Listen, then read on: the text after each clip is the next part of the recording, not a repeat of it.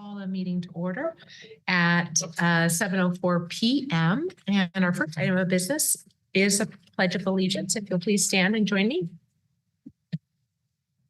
I pledge allegiance to the flag of the United States of America and to the republic for which it stands, one nation under God, indivisible, with liberty and justice for all. Thank you.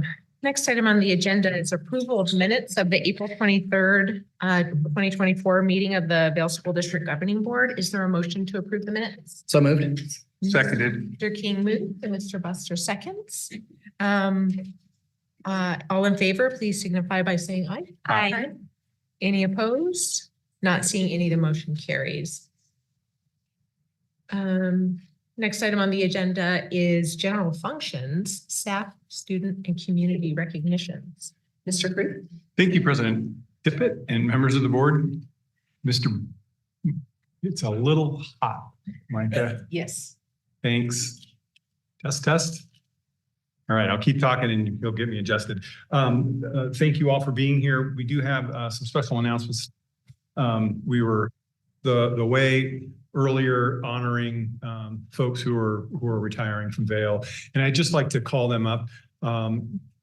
They have each been honored in their own respective sites and those things, but we wanted to be able to do that collectively and not just let you know that you were valued for the work that you did at your respective site or department, but that your time in Vail is significant, and we want to honor that for the entire community of Vail. So would Dave Jones, Nancy Keck, Suzanne Logston, George Murga, Maria Navarro, Linda Osborne, Tracy Penske, Mary Sanders, Linda Kubiak, Cindy King, and Sue Wilson all come up front, and we'll just stand here, please.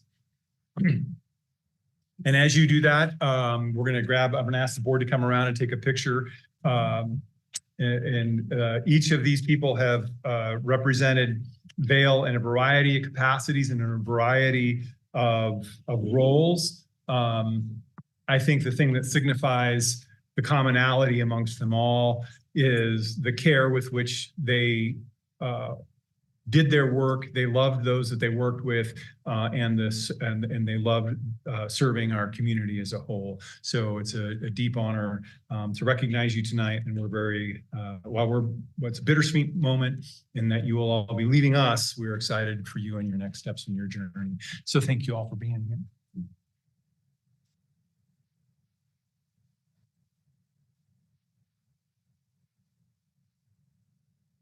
Got to just stand in the crowd.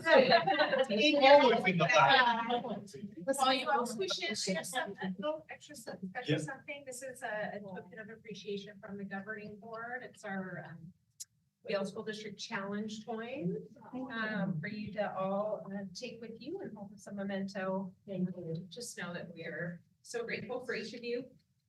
As I was listening to John's words when we were in the Blue Room, one of the things that really jumped out to me is the number of intersections that you all have had with each other over the years. I think that that's been a big part of building Vail's culture, just building the culture. All right, Chris and Callie. Yes, we're working on it. That's perfect. Ready? 1, 2, 3. Thank you all.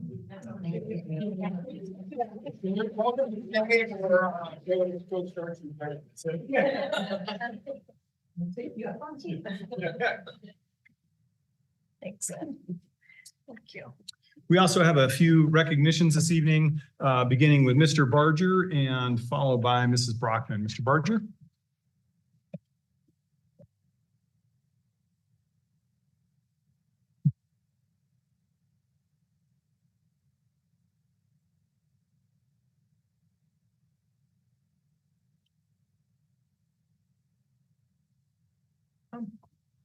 Micah, do you have a microphone for the speaker?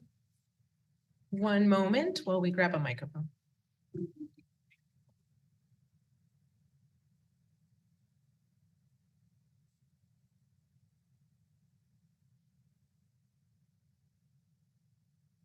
Thank you, Mr. Crew, President Tippett, members of the board. I would like to recognize the following staff members. I'll start with Candace Palafox, who is one of the secretaries in our front office. Each year we have our biggest annual event called the Boxer Expo. It's kind of like our spring carnival, if you will. And Ms. Palafox single-handedly took that task to heart this year and led the event. And we had about 700 people in attendance on the night of the event. If it hadn't been windy, we would have had a lot more because we had to cancel the jumping castles, and that always affects things a little bit with little guys. Also want to recognize PTSO member Jen Scopel, who led the effort for our fundraiser at the Boxer Expo and raised over $10,000 for our PTSO this year. Want to recognize our music teacher, Shay Van Meter, for her 4 performances with different musical groups this quarter alone, and the work that she's done to get our mariachi program off the ground. Also want to recognize Mr. Brett Batty, who is our not only our athletic director, but he's the middle school athletic director. And so he's been working with all the ADs, and most sports are easy, but track is the hardest because of all the middle schools. We don't have a single track. We have to arrange time to work with the high schools that do, and making that work. And it's just a lot of effort to get that squared away so that we can have our middle school students compete in track. Want to recognize a number of people for our, well, I'll just say the whole VHS community for our A+, not only getting the distinction, but having the celebration that we had last Wednesday. Thank you for those of you who were able to attend. Was a little nervous about the spacing. Our NPR is not the biggest, and so, but we made it work, and we had just had a really good A+ day at Bell Academy High School. And finally, I'd like to recognize Erica Hermosillo, who is our student council sponsor this year, her first year doing that, and pulling off prom 2 weeks ago successfully is always a task for the first year. So I want to recognize her for doing that. And then from our yearbook club, we have 2 yearbooks if you guys would like to peruse them, and keep them. If not, we'll take them back and I'll sell them out of the back of the trunk. Thank you, Mr. Barger. Mrs. Brockman, followed by Mr. Jerry Brown.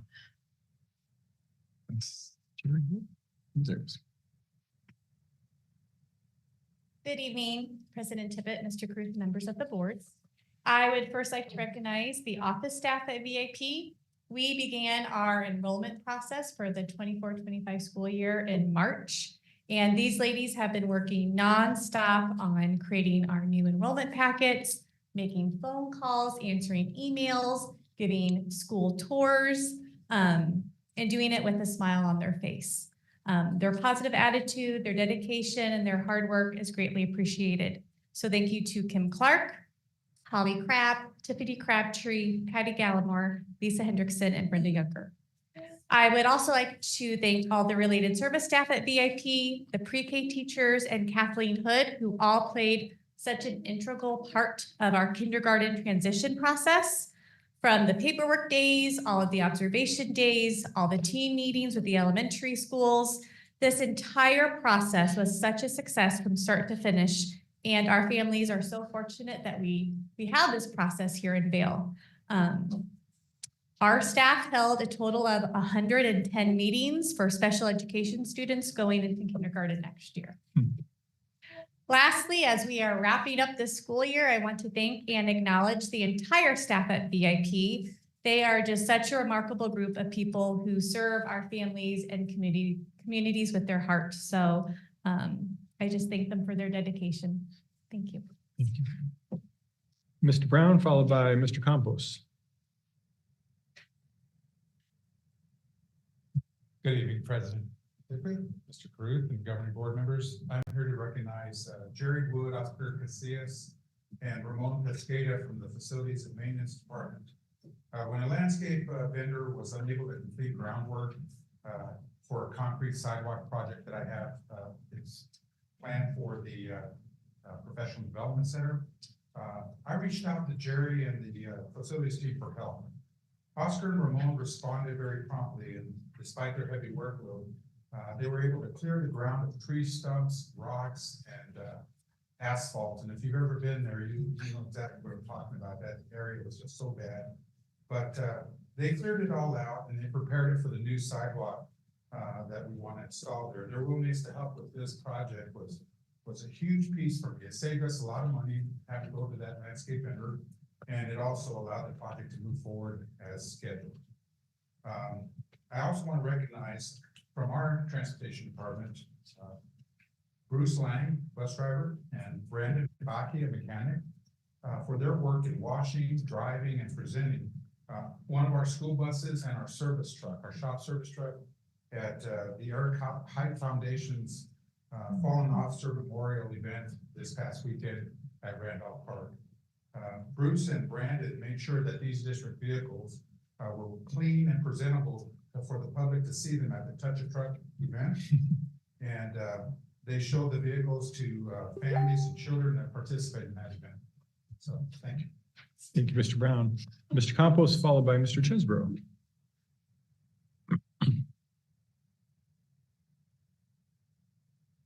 All right, good evening, President Pratt, Superintendent Cruz, and our governing board. Keisha, we'd like to recognize our Title I teachers, Ms. Goff and Ms. Solis. They ran a very successful end of the school year Title I night. We had about over 200 families showing up for that, so it was a really big event. They do a great job pumping up the love of reading for all of our students, so we really appreciate them for that. I also want to recognize our site technology coordinator, Jen Billings. Her title says STC, but she is a little bit of everything across our campus. She's our admin designee. She's our certified snake wrangler. I do a good job keeping the kids far back with me as she goes and puts the snake in the red bucket. So she does a great job with that. Along with that, she's great customer service for our teachers and our families and always kind of pushing, our successes forward. So I appreciate her for that. And then lastly, I want to recognize our assistant principal, Cassie Howe, who does fantastic job. She keeps learning and growing. She's a pivotal part to our current successes, and she'll be a pivotal part for our future successes at Acacia. So thank you, guys. Thank you, Mr. Campos. Mr. Chesbro. Thank you, Mr. Caruth, President Tippett, members of the board. One of our district goals is related to Beyond Textbooks. The language is that 90% of VAIL teachers will contribute to the BT website and or assist a BT partner organization. And as of a few days ago, we've met our goal. So I just want to thank all of our sites. It's a huge endeavor. A couple of people on our team who track all the data, Google Sheets, communicating with principals. I just want to recognize Brent Edwards and Jen Estrada for helping with that. I want to recognize Megan Nolan. One of the great trainings that she does in VAIL is on cognitive coaching, where she trains teachers to be a coach to other teachers. We've been working with BIE schools. There are a lot of schools on the reservation in several different states, brought together 30 teachers recently in Albuquerque, and Megan did that 3-day training for us with them. It was very well received. I also want to thank Julia Pierce. I think she's in the audience. We just went for $1 million grant. We hit the submit button the other day. Fingers crossed, we're going to find out in September if we get that, which would help our department for sure. But I just want to thank Julia, who really helped to guide us through the grant writing process. That was a new learning for me. I also want to thank a few schools. A couple weeks ago, we had 25 visitors come down from the Pinon School District, 6.5 hours northeast. They came down and spent a day here training, and then they went to 4 different schools. So I just want to thank Micah Mountain, Rincon Vista, Desert Sky, and Mesquite for hosting our visitors who made a really long trek to come out and see the amazing things that we're doing. And then finally, one new addition that we're adding to our BT website is we're adding instructional videos. We're going in Rockstar teachers' classrooms, filming instruction, and then putting it on our website where other VAIL teachers can watch, as well as the 9,000 BT teachers. We made it into almost 50 classrooms this year in films, just some amazing teachers doing amazing things to help other people out. So I won't read off every single name. I'll get that to Ms. Peterson, but I just want to thank those teachers for allowing us to come in to film those videos. Thank you. Thank you, Mr. Chesbro. Also have a few district-wide recognitions. We're wrapping up the spring sports season and had a number of our student athletes do exceptionally well at the state level. Cienega High School in the Division II state track championships, they had a first place winner in the 800 meters in Cassidy Davidson, first place long jump in Ari Dubin, second place in 100 meters in Demaya Walker, second place. The girls took second place in the 4x400 meter relay. Tiffany Armenta, Alaya Hatchett, Madison Wright, and Demaya Walker. And a third place in the 400 meters, Cassidy Davidson. Third place in discus was Victoria Williams. Third place girls 400 meter relay.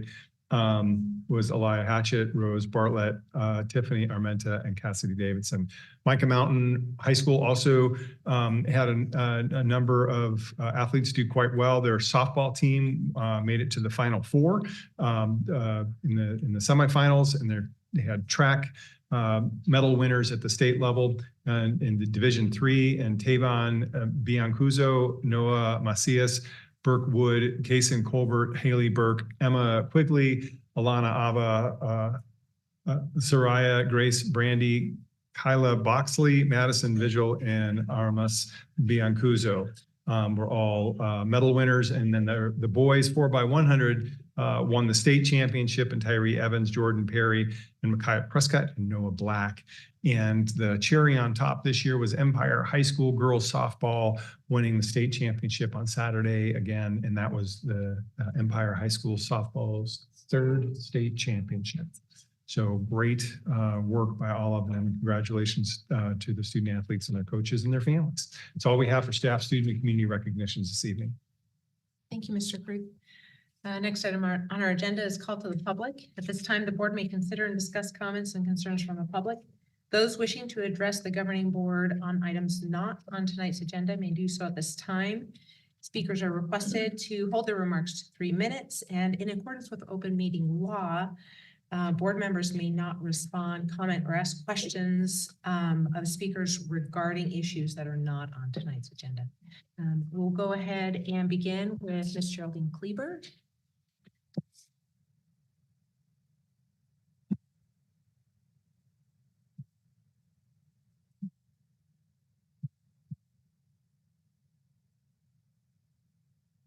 Thank you for allowing me to speak about something not on this week's agenda, but in last meeting's agenda.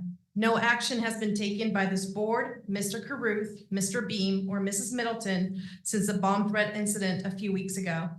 As stated to me by Melanie Durden, school preparedness specialist at the Arizona Department of Education, recent concerns with school emergency response and compliance with ARS 15-341A31 led to a multi-year school safety special audit from the Office of the Auditor General. All school districts, including Vail Unified, were required to complete a survey detailing the current school safety and emergency response efforts by February 23rd, 2024. It is evident that Mr. Caruth, Mr. Beam, and Mrs. Middleton were fully aware of Cienega's non-compliance with ARS 15-341-831 as an audit was conducted before the bomb threat incident. Furthermore, it is clear that they continue to violate the law by neglecting to conduct any other drills at the school. The responsibility for our children's safety lies in your hands, and this situation highlights a failure to uphold your mission statement and prioritize the well-being. Why are school and district administrators permitted to disregard the law? Mr. Beam was aware of Cienega's violation of the law, indicating that Mr. Caruth and Mrs. Middleton were also aware of the situation. Despite this knowledge, no action was taken. There have been no lockdown drills conducted with students this school year, and not all were completed last school year. I am still awaiting a response from the board and the superintendent regarding the steps that will be taken against those who have neglected the safety of our children. It is crucial to address this issue proactively rather than reactively. Furthermore, it is essential to know the protocols and procedures that the school district has in place in the event of a district-wide emergency. The previous threat targeting the 3 schools has demonstrated that the district is ill-prepared to handle such significant event. I sincerely hope that efforts are being made to address this issue. The lack of preparedness is deeply unsettling. Thank you. Okay, next will be Desiree Griswold.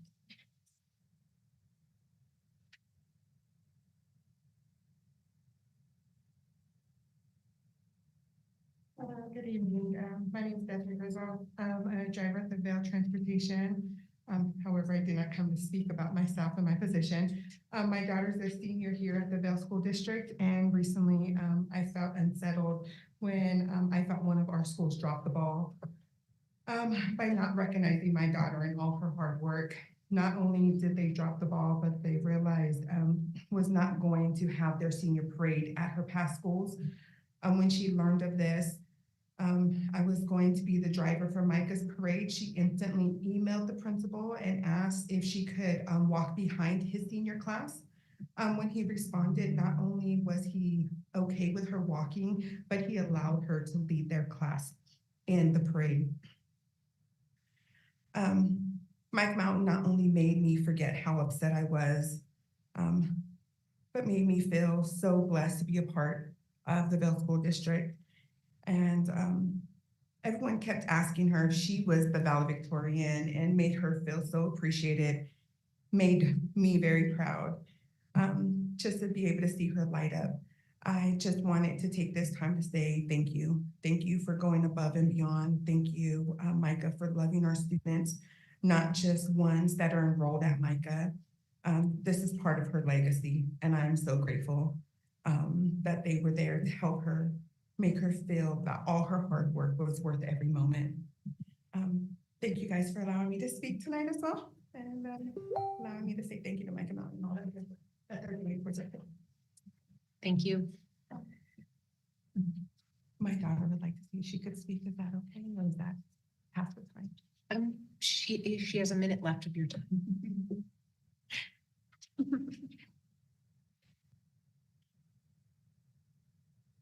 Good evening. My name is Jalen Griswold, and I'm a senior here at the Bell School District. As you guys heard my mom talk and thank Micah Mountain, I wanted to express my own emotions. On May 2nd is when I felt I chose the wrong high school to represent me and my accomplishments. After attending honors night and not receiving recognitions I deserved, it made me feel discouraged. This was the first time they had let me down, but then learning about the senior parade really broke me. I remember when I was in middle school, I dreamed and imagined that it was going to be me one day. I couldn't imagine not going back to middle school and giving the recognition to my past teachers there. When Micah Mountain allowed me to share their special day with me, I was so thrilled. Being placed in front of the line was a real dream come true.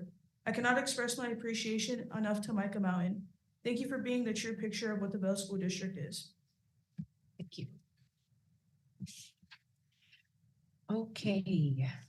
Next item on the agenda is acknowledgement of public request to speak. The board can consider items that are on today's agenda. Is there anyone else wishing to speak on items on tonight's agenda? Not seeing any, we'll go ahead and move forward to correspondence and reports. Superintendent's report, Mr. Fee. Thank you, President Tippett, members of the board. This is an incredibly busy time of year. You all have access to the district calendar, and you'll notice events between 5 and 9 p.m. every night, and generally multiple functions at our schools. Just want to acknowledge all of our staff, students and parents who are participating in those events and making those things happen. I also want to call attention to the fact that graduation season is underway, begins this Friday with a baccalaureate service at Vail Theater of the Arts, and then Cienega's graduation the following Saturday night. Monday night's Pantano's graduation, Tuesday night's Vail Academy and High School's graduation. Wednesday is Empire High School's graduation. Thursday is Micah Mountain graduation, and Friday's Andrada's graduation. So we have a busy slate of graduations ahead, and which leads me to the next piece, because we will all be tired when we reach the end of the week, but with smiles on our faces and probably sore right hands from shaking a lot of hands. We will not be holding a governing board meeting as on the Tuesday, May 28th. So I just want to announce that publicly, that we will not be doing that. We're just doing the one meeting in May. We'll resume with our regular board meetings beginning in June 11th. That's all I have for superintendent's report. Thank you, Mr. Crew. Next item on the agenda are board reports. Do any governing board members have a report? Mrs. Anderson. Yeah, I'll go first. Thanks. I just wanted to share, it's like Mr. Cruz said, it's that time of year where there's so many things going on, and so many banquets celebrating sports and clubs and fine arts. I got to attend an agriculture, a choir, and Key Club one this last week. But thank you to all those that the teachers and staff that support these kids in doing these things. Also lots of concerts. I got to attend a few of them, but just choir and band and orchestra, all kinds of concerts going on all across the district. I enjoyed being at the A+ celebrations. We got to go to 5 of them. For Cienega Empire, Isma Station, Bell Academy and High School, and Desert Willow in the last couple of weeks. And then I also got to attend a reality check lunch and got to do that here at the district office. And that was such a great thing to do that. And then Sunday, I was able to go to the Monty Awards, which are the high school musical theater awards for all of the southern area. And so every high school that submits them, they adjudicate the musicals, and then students are chosen to compete. And the top 2 winners from there go to the Jimmy Awards in New York City. And it was really cool to be there on Sunday and be able to cheer on 3 students from our school district who competed from Empire and Cienega High School. And then also both of their programs were able to have kids from their programs that weren't nominated for some of the lead roles also perform. And so just grateful for their support and just how good they are. And it just is amazing to see. So thank you. Any other board reports? Mrs. Pratt? Thank you. Like Mr. Guth said, it's a busy time, a lot of good stuff happening right now. I attended a reality check lunch at the VIP, at the Micah Mountain location for VIP. And it was so great. It's always, I just love them. And it's just so fun to get to know people at these sites that are doing such great work, and to just kind of feel the culture at each campus.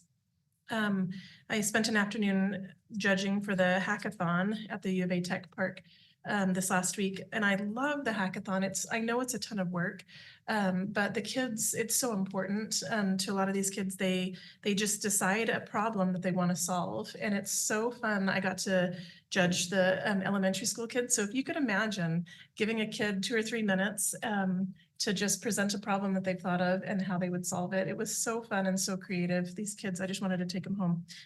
They were super cute. They did a great job.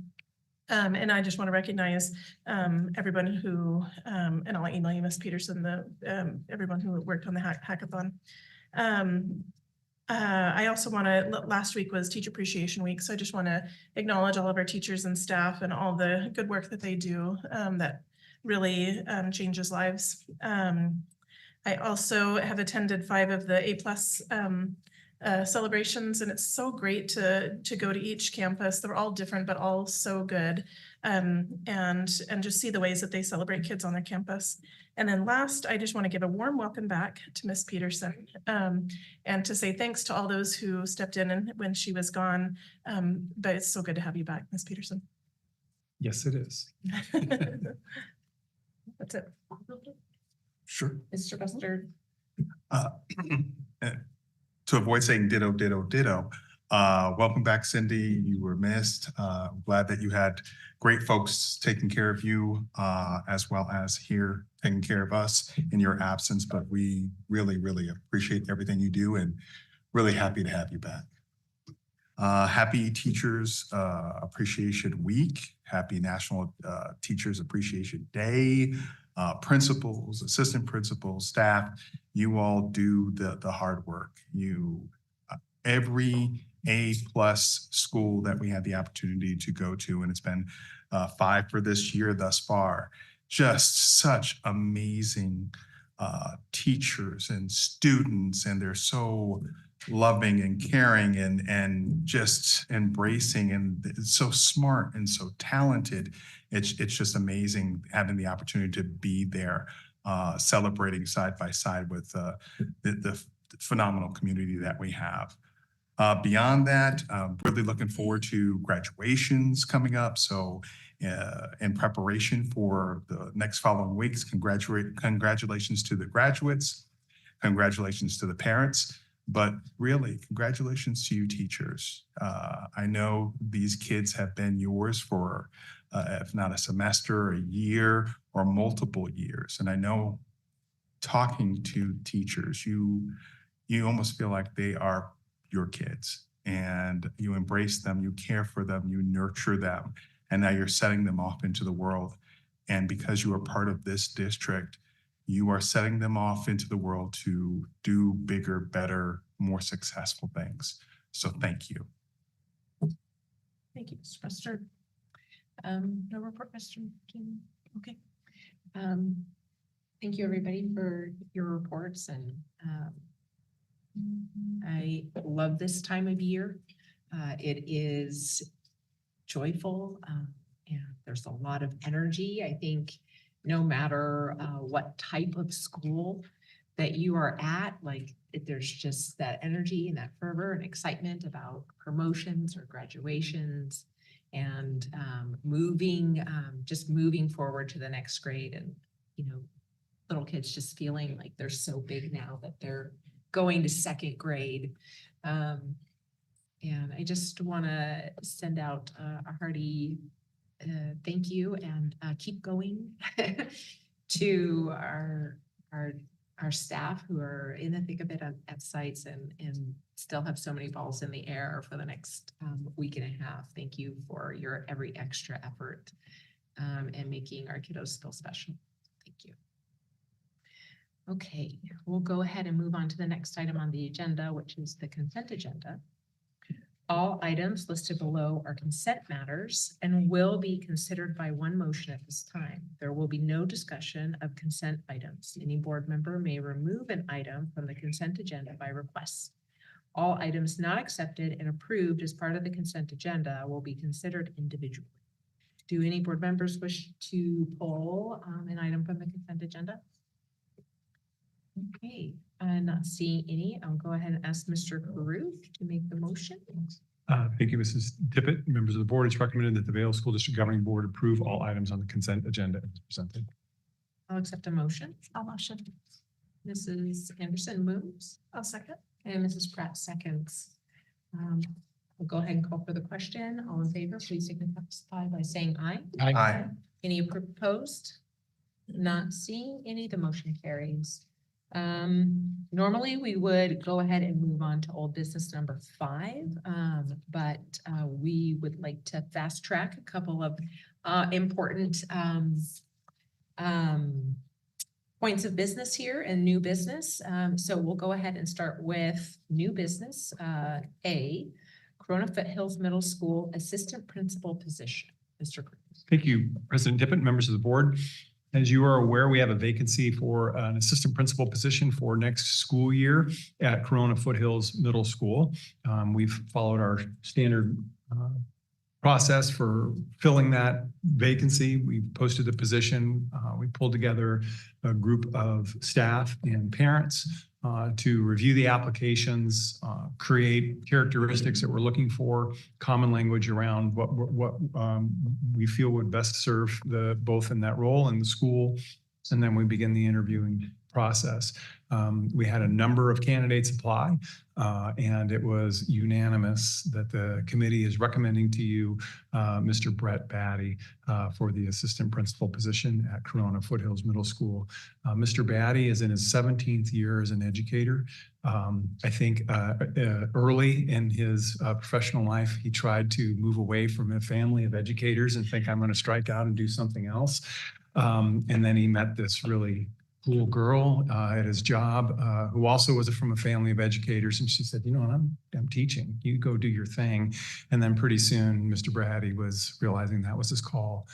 He's taught in the Sunnyside School District and the VUSD School District, all in the middle school level in a variety of positions. And then 7 years ago, at the request of Mr. Barger from Mr. Fester, who came from Sunnyside, he said, there has to be somebody that you'd recommended that we should steal from Sunnyside. Sorry, Sunnyside. Say, well, I do know this guy, Mr. Batty, and Mr. Batty came over, and he's been there teaching science in the middle school level for the last 7 years. He's an instructional team leader, and he's also this year the district athletic director for all of our middle schools, which takes some tact, care, and and a little, and it would sprinkled with love.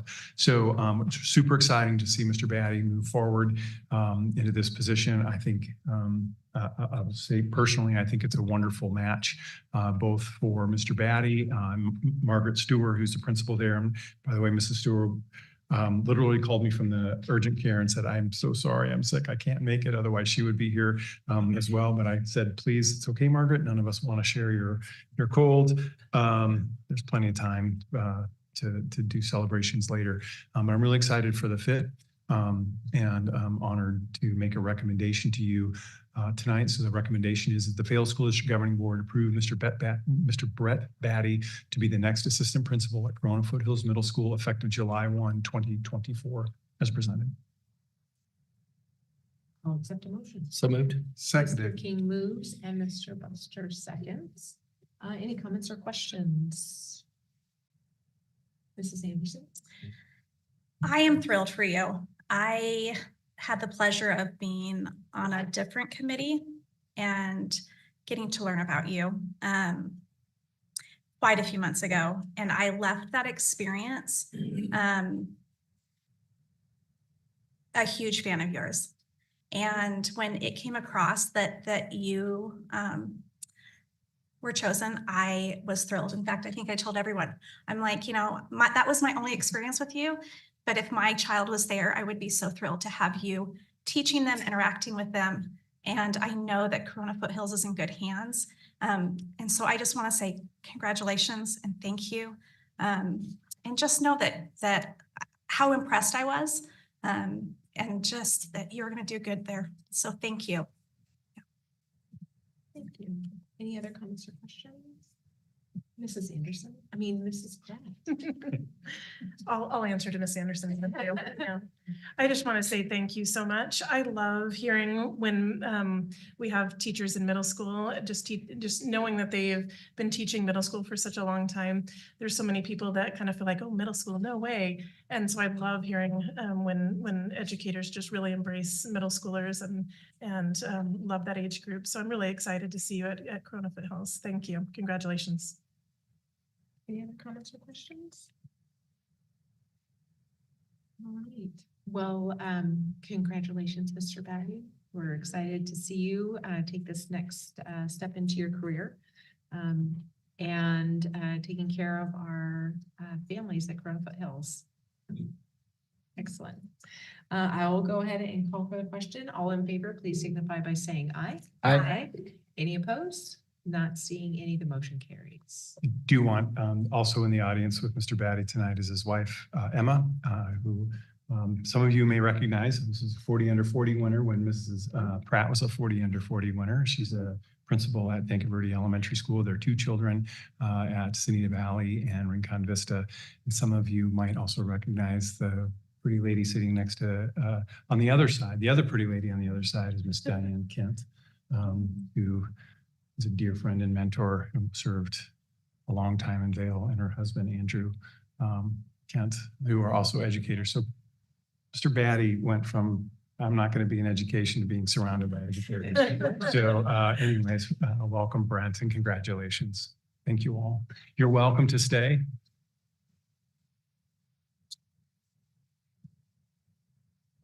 We have one more if you administrative recommendation, but you're welcome to stay if you'd like, or go celebrate with some ice cream. It's up to you. Thank you. Okay, so next we'll go ahead and do item B under new business, Ocotillo Ridge Elementary principal position. Mr. Creed. Thank you, President Tippett and members of the board. As you are well aware, we are under construction for Saguaro Creek K-8 school and our newest school in Vale in the Rocking K neighborhood. And board has taken action previously to appoint Ms. Kate Robold to the principal position at Saguaro Creek, as she's currently the planning principal and also continuing to do her duties as serving as principal at Ocotillo Ridge Elementary School. It is critical that we ensure both the successful launch of Saguaro Creek, but also maintaining the high degree of success that's occurred at Ocotillo Ridge Elementary School. That's important to me. I know it's important to Mrs. Robold. I know it's important to the board. Leadership matters. And so we want to be able to ensure the stability and signal to staff as soon as possible who the next leader of Ocotillo Ridge will be, even though Mrs. Robold will be serving in her capacity as principal through the first semester of next year. So we advertise for the position, same process as previously stated in the last agenda item, with parents and staff, identified characteristics of the school, identified characteristics of the leader that we were looking for, and then met and interviewed candidates. And it was unanimous that the committee is bringing forth a recommendation, Ms. Samantha Demempf, for consideration to you as the next principal of Ocotillo Ridge Elementary School. Ms. Demempf is in her 9th year, all at Ocotillo Ridge. She is where she has served in the capacity as a 3rd grade teacher, a 5th grade teacher, an advanced math teacher, and as the assistant to the principal at the school, working side by side with Mrs. Robold. It was clear to both, as I've said in the background, and stated publicly, both in her actions and her words, her depth of passion for the Ocotillo Ridge community, and her depth of and her deep desire to continue the high standards, both for herself and the Ocotillo Ridge school and school community and all those that she will work alongside. So I'm excited to see Mrs. Demempf rise to this position and make this recommendation. She also, her twin sister taught at Ocotillo Ridge for a bit before she left to pursue her art business. She's an art teacher. Just a little bit more about Mrs. Demempf. She's a Tucson native, and also she did go away to school to play volleyball at Seton Hall, but I think she got her foot stuck in the door and returned home and married her longtime sweetheart. And they have their new daughter in the background, in the back there as well. So they're with them tonight. So I'll go ahead and make the recommendation that the Vail School District Governing Board approve Ms. Samantha Demempf to be the next principal at Ocotillo Ridge Elementary School, effective January 1, 2025, as presented. Thank you. I'll go ahead and accept a motion. I'll move. Mrs. Pratt moves and Mrs. Anderson seconds. Are there any comments or questions? Mrs. Pratt? I just want to, I sat on this committee and I just want to say to Samantha how impressed I was and am with you. I thought it was so fun just seeing the things that were important to you to highlight both in the portfolio that you gave and then just the things that you decided to tell us about at ORE. It was very evident to me how much you love the school. So thank you. I'm really excited for you. Congratulations. Thank you. Any other comments or questions? Mrs. Anderson. I just want to say congratulations. I have heard so many great things about you and, have met you, but I look forward to getting to know you better. I love ORE and part of my heart is there. My niece goes there. And so it's family. And so I am just so thrilled for their campus and the leadership that will continue there. So congratulations. So just a big congratulations to Samantha for making this leap in your career progression. Excited for what will happen for you in the future and to see all the good work that you're going to do at Ocotillo Ridge. That's also my home school where my kiddos all started out their school careers, and it's certainly has a special place in my heart. And very grateful to know that it continues to be in very capable and beloved hands. So congratulations. I will go ahead and call for the question. All in favor, please signify by saying aye. Aye. Any opposed?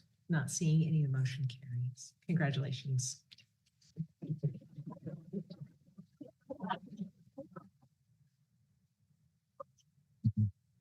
And You all really are welcome to leave. You are also welcome to stay, but you will not hurt our feelings because the next item on the agenda is so exciting. Consideration, old business, consideration of one-time retention bonuses to be paid in year 2025. It is actually really exciting. Thank you all for being here this evening. Thank you, President. Thank you, President Tippett and members of the board. This is an item that we have studied in study session. We've been studied as part of the budget development since late February. It was a formal study item at our last governing board meeting. Just to put a quick recap around it, as part of the budget agreement at the legislative level with the governor last year, school districts are given one-time money, one-time funds for maintenance and operation considerations.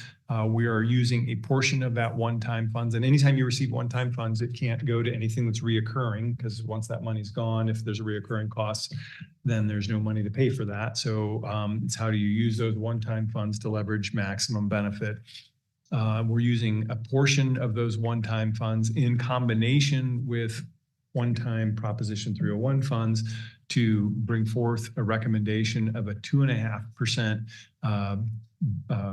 retention bonus for all staff for that will be paid in August and September in 2 payments. So it'll be based on the base pay amounts for each respective category. And all of those details are laid out very specifically in the background, and we've studied them. Happy to go through them in detail if you'd like me to do that. Mrs. Dabney is also here if you want to do that. But the high level portion is anyone who is an employee in the Vail School District as of April 19th, it will be eligible. And if they continue with us, they and are on the payroll when that payroll rolls around in August, they'll be eligible for the first payment of the 2.5%, and then the second on the next payroll cycle in September. So I'm happy to again provide more background. I know this is an item that we studied, but I'll go ahead and make the recommendation that the Vail School District Governing Board approve the one-time retention bonus to be paid in FY 2025 as presented. I'll go ahead and accept a motion. Motion to approve as presented. Mr. Buster moves. Second. And Mr. King seconds. Thank you on that one. Any comments or questions? As Mr. Kruth shared, we've had quite a significant amount of time to study this as we worked on it from the start of the budget process, and then focused directly on it in last week's meeting, our last governing board meeting, and grateful for the opportunity to have access to additional funding to share with our staff members. So I'll go ahead and call for the question. All in favor, please signify by saying aye. Aye. Any opposed? Not seeing any, the motion carries. Next item on the agenda in old business is consideration of employee salary increases for fiscal year 2025. Thank you, President Tippett, members of the board. And this is another item that's been studied extensively and presented also in study item on our last agenda. We are proposing a 3% cost of living increase for base salaries for next school year for all employee groups. We have the ability to do that for a number of reasons. One is we continue to see an enrollment increase of about 0.5% for K-8 and about 3% for the high school grades. We are also expecting that while the state budget is yet to be decided, it is in statute that school districts receive an inflationary increase of the base that pegged to the inflation index, not to exceed 2%. Inflation has been running above 2%. So by statute, we would our base support level will go up by 2%. And then because our enrollment is up. We also receive a little bit more in funding from our override. And then we're also anticipating that we are remaining ahead of what is necessary for the state minimum wage increases with our adjustments that were made last year, and actually the adjustments that we'll make the next item on here. So we don't need to do additional funding for that as we have in the last 4 or 5 years. And then frankly, based on input from site council members, from staff, from parents and community, and from you, the governing board, to prioritize the pay and pay and compensation packages for our staff. The 3% range represents a significant amount and would put us towards the upper end of other districts in our area, so that we will remain very competitive when compared to other school districts in our area. So happy to provide additional information relative to that, but I'll go ahead and make the recommendation that the Vail School District Governing Board approve the employee salary increases of 3% for FY 2025 as presented. Accept a motion. I'll motion. Mrs. Anderson moves. Second. Second. Thank you. Any comments or questions regarding the employee salary increases? Mrs. Pratt? Thank you. I just want to say thanks for the time that we spent studying this. I know this is really an important item for us as board members, so I'm excited to be able to provide an increase. Thank you. Any other comments or questions? Not seeing any. Yeah, I appreciate the opportunity to kind of go slow on this process and give staff the opportunity to hear about what we have planned before we actually move forward with it. We actually did get an email from a staff member and grateful for a year and an opportunity to provide an increase when I have been a board member, when additional funding has just not been there. And so for me, this still feels like a big deal. It is a big deal. So if there's no other comments or questions, I'll go ahead and call for the vote. All in favor, please signify by saying aye. Aye. Any opposed? Not seeing any, the motion carries. So having completed items A and B under new business, we'll go ahead and skip to item C, 2024-25 salary and wage guides. This is an action item. Mr. Cruz. Thank you, President Tippett and members of the board. Mrs. Dabney. Thank you, President Tippett, Mr. Cruz, the members of the board. Exciting budget stuff that we're getting done tonight. So fun. Not as fun as some of the wonderful new positions for our new leaders, but still good stuff. The 2024-25 wage and salary guides are being presented tonight to the governing board as an action item. The 24-25 salary guides were studied at the April 23rd study session and have been part of the many FY25 budget development conversations that we've had over the last few months. The salary guides are used to determine the starting salary or wage and pay level for newly hired staff.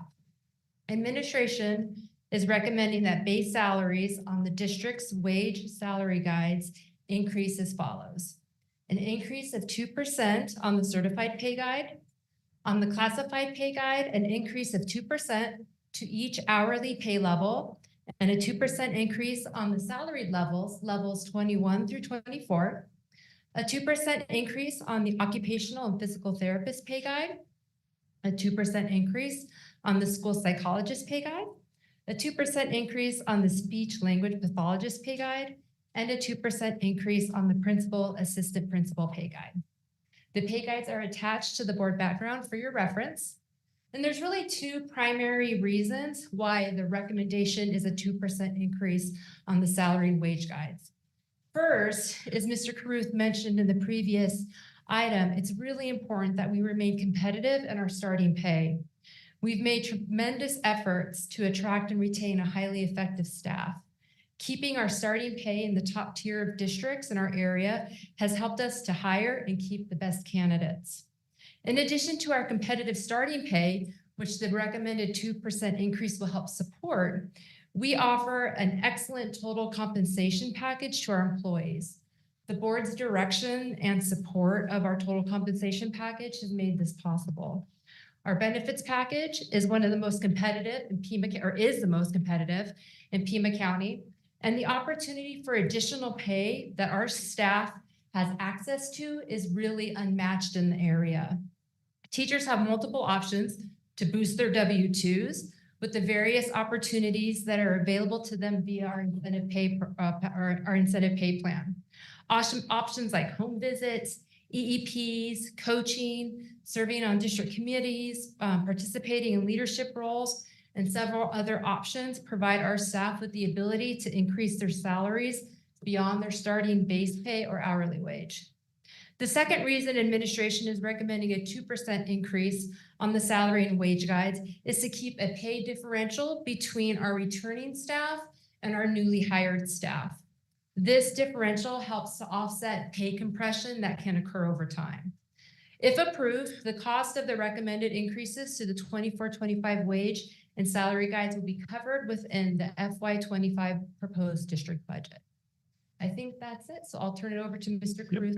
I'll go ahead and make the recommendation that the Vail School District Governing Board approve the 2024-2020 salary and wage guides as presented. Thank you. I'll accept a motion. Motion to approve as presented. Mr. Buster moves. Oh, And Mrs. Pratt seconds. Any comments or questions?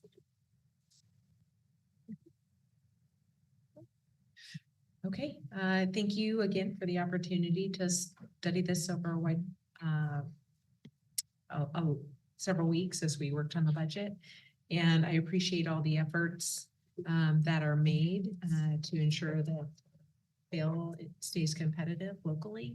And I'm glad that you talked about kind of those extra opportunities that are available. And those opportunities, some of them are available right off the bat. First day on campus, you can dip your toe in whatever pool you feel like you can jump into, especially those home visits are really impactful. So with that, I'll go ahead and call for the question. All in favor, please signify by saying aye. Aye. Any opposed? Not seeing any, the motion carries. Next item on the agenda is the 2023-2024 budget revision number 1. Mr. Cruz. Thank you. This is the time of the year when we have the opportunity to revise our budget based on our current conditions. As you know, a budget is a living document and based on what all of our conditions are. And so we occasionally get the opportunity to revise that. This is one of those time periods, as long as it's done before May 15th. And so Mrs. Quiros. President Tippett, Mr. Cruz, members of the board. As we have been going through the budget for the last several months, we've talked about what our current year budget was going to look like, some changes that we were going to make, just some decisions that we had to make with the one-time funding that we received that we just talked about doing the one-time incentive. And so this budget revision has a lot of those changes that we discussed. At this time, we made adjustments for growth that we've seen in our student enrollment. We have also made some changes because of the calculation in our override amount. We had an increase in some additional assistance. That's just money that we've been receiving for the past several years. There's a carry forward. That was one of the larger items that we had talked about. We had originally projected to be about $9 million when we proposed the budget back about a year ago. As we've gone through the year, we've done all of our final reconciliations and we actually increased it by about $4 million, which is what we had anticipated. We just had done a correction when we did the proposed budget. The largest change, one of the bigger changes is we talked about the one-time funding that was originally in our M&O budget and then moving over $2.3 million to our capital budget. And that was going to help with one-time projects. And we talked about doing parking lots and we talked about doing HVAC units. And then also for next year, providing our schools with additional funding for capital. So we took all of those changes into consideration. That's what's presented to you tonight. That M&O budget increased a little over $2 million, and that's where we'll end this fiscal year. And with that, I'll go ahead and make the recommendation to Vail School District Governing Board approve the budget revision number 1 for the 2023-2024 fiscal school year. And is this the one we need to do a roll call vote on? No. The audit is. But we do need usual. signatures. Okay, we do need signature. I knew there was another requirement. There's always a hook. Okay. So I'll go ahead and accept a motion. I'll motion. Mrs. Anderson moves Seconded. and Mr. Buster seconds. Any comments or questions on the revision? No. One thing that I learned as a board member right off the bat was that school finance was incredibly more complicated than I could ever imagine. Even as an engaged parent who was working on funding issues, the state level. As a 7-year board member, I'm really comfortable with this process now and always appreciate Mrs. Quiros, your department's professionalism and attention to detail as we form our budgets and revise our budgets. And I'm grateful for the opportunity to send some money over into those capital improvements that really need to happen to be prepared for when ACs go kaput and we can keep classrooms cool for kiddos. So with that, I will go ahead and call for the question. All in favor, please signify by saying aye. Aye. Any opposed? Not seeing any, the motion carries. Next item on the agenda is the audit acceptance. Mr. Kruth. Thank you, President Tippett and members of the board. Mrs. Quiros. Next stack of paper. Yeah. President Tippett, Mr. Cruz, members of the board. What's before you tonight for those audits is something that we go through on an annual basis. I just want to kind of take you through what the normal process would be for our school district and kind of explain to you why they're being brought to you tonight as opposed to before February. Typically what happens is in the month of April or May, we start our regular audit. During that time period, the auditors come, they start pulling our records, they start looking to see what's been going on for the current fiscal year. Usually by August 30th, we're finished with the prior fiscal year. We call what's the vice encumbrance period. We finish that time up. By October 15th, the school district is required to have our books reconciled with the county school office, school superintendent's office, and presented in an annual financial report to the governing board by October 15th.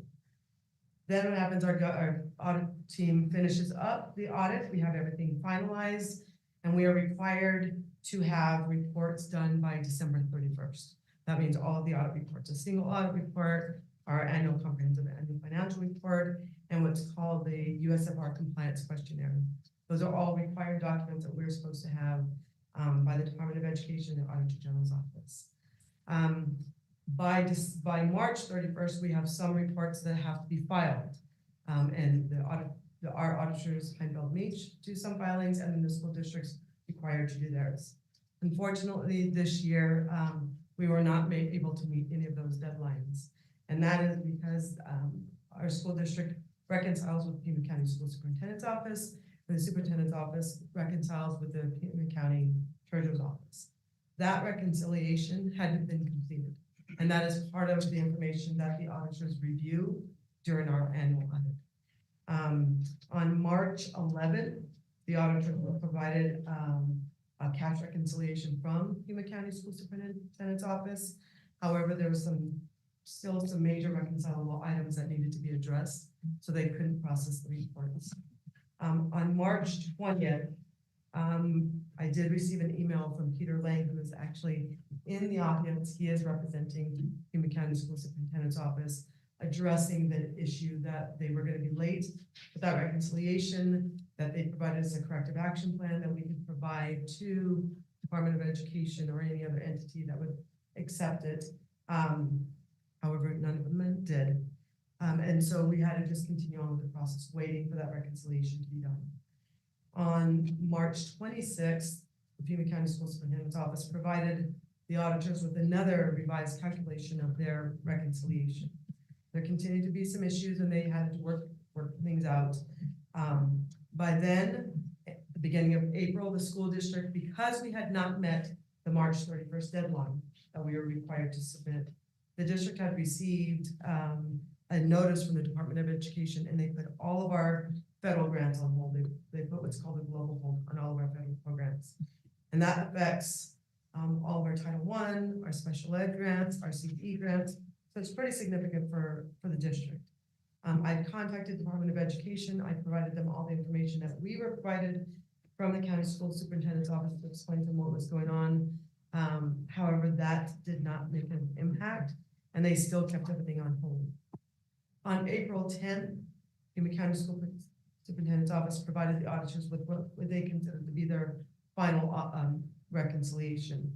The auditors accepted that. There were some things that we are continuing to have to work through with the county in that reconciliation, but it was enough for us to be able to move forward with our audit reports to be completed. On April 16th, as you're going to realize by March 31st, we should have already submitted all of our reports.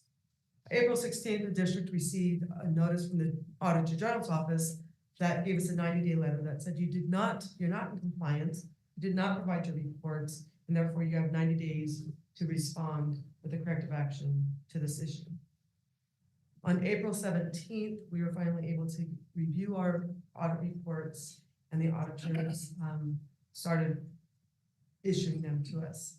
I received the audits on August 19th to be able to look through, and the auditors started filing some of the reports on our behalf, and that's what they typically do. They sent them to the Arizona Auditor General's office and the Federal Audit Clearinghouse. I then, on the 21st of April, sent all the reports to the Department of Education, County School Superintendent's Office. I also had to do some to the Federal Audit Clearinghouse, Standards & Poor, because that's our rating agency for our bonds. We also have an EMA reporting, which we're required to report because of our bonds, and then JP Morgan, Chase Bank, because that's where we do all of our banking. On the 22nd of April, Department of Education had released our global poll. And then in the meantime, I had sent a notification to the Auditor General's office that we had already submitted all of our reports. We had a corrective action plan on how we were going to handle this particular issue with it being filed late. We just explained to the Auditor General's office that we would continue to meet with the Pima County School Superintendent's office throughout the rest of this fiscal year and into the future to continue with reconciliation, because not only was it fiscal year 23 that was needing to be addressed, but we also know we're in current year fiscal year 24, and we're still seeing some issues with the reconciliation. So they accepted that, and on April 25th, they accepted. They said, yes, you are in compliance now. However, we need to continue to review the report. So they're still in that process. We did receive an audit finding, and that is in the audit reports that you received for tonight's board meeting. We received what's called a material weakness, and that's in the reporting. And part of the issue is that some of the transactions that occurred at the county treasurer's office, the county school superintendent's office didn't record, and they didn't record it, they didn't send it to us. So there was some issues with bond payments that were processed at the county treasurer's office that we had no idea, because the county school superintendent's office acts as the middleman for us. Because of that, and because there was also revenues that were deposited into bail accounts that belong to other school districts, those are pretty significant. And so those items cause us to have a material weakness, which in the audit, we do recognize them, we do identify a corrective action plan. However, it has to remain as an audit finding. We right now are considered a low risk, but because of the significance of these audit findings, we are having discussions with the auditors because they do feel that we could be reclassified as a high risk because of the magnitude of the reconciliation items that we're experiencing.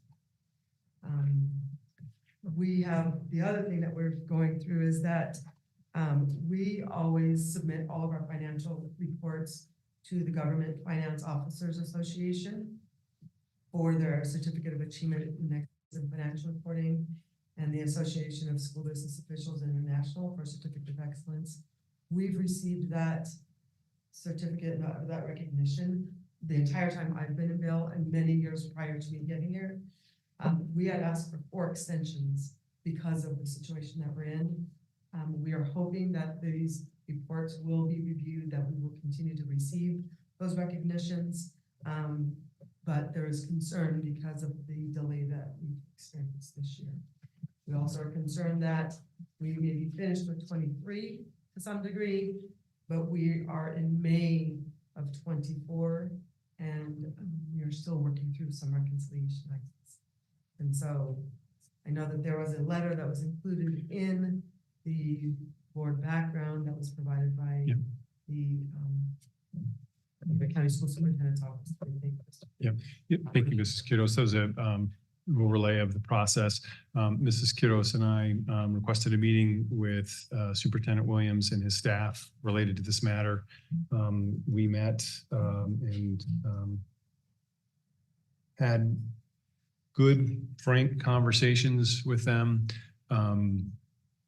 One of the issues that we're facing is that we're the entity that is receiving the audit finding, but we're not at fault or cause for that to have happened. And to Superintendent Williams' credit and to his staff, they are taking full responsibility. They want to step up and acknowledge that. Doesn't remove what's happened, and frankly, time will tell whether that, I believe that the people that he has in place now are the right people, but we need to see that the reconciliations continue to happen both for the remainder of the 23 pieces and also the 24 piece. But one of the requests was to issue a letter so that when people ask why did that happen, there's a record of why that happened. So although it's part of the background, I think it's important to read a portion, at least a portion of it, into the record tonight. So it's dated April 25th, 2024. Dear members of the Vail School District Governing Board, the Vail School District's inability to complete their FY23 financial audit by the annual required deadlines was solely due to the failure of the Pima County School Superintendent's Office to complete our monthly financial reconciliations with Pima County Treasurer's Office in a timely manner for the 23 fiscal year.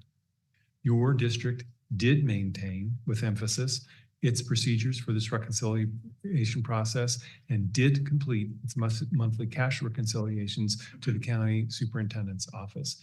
Unfortunately, our failure led to a finding of your recent single audit report for the fiscal year due to material weakness regarding our internal controls over finance and reporting, specifically and only due to this failure. Unfortunately, this issue has negatively impacted Pima County school districts who rely on the county school superintendent's office to reconcile with the county treasurer. As a result, all school districts within Pima County received this an audit finding, save for the TUSD, Sunnyside, Sahuarita school districts. These districts are accounting responsibility districts and reconcile their financial records directly with Pima County. On that last point, we discussed our option of going that way, but frankly, we cannot do that.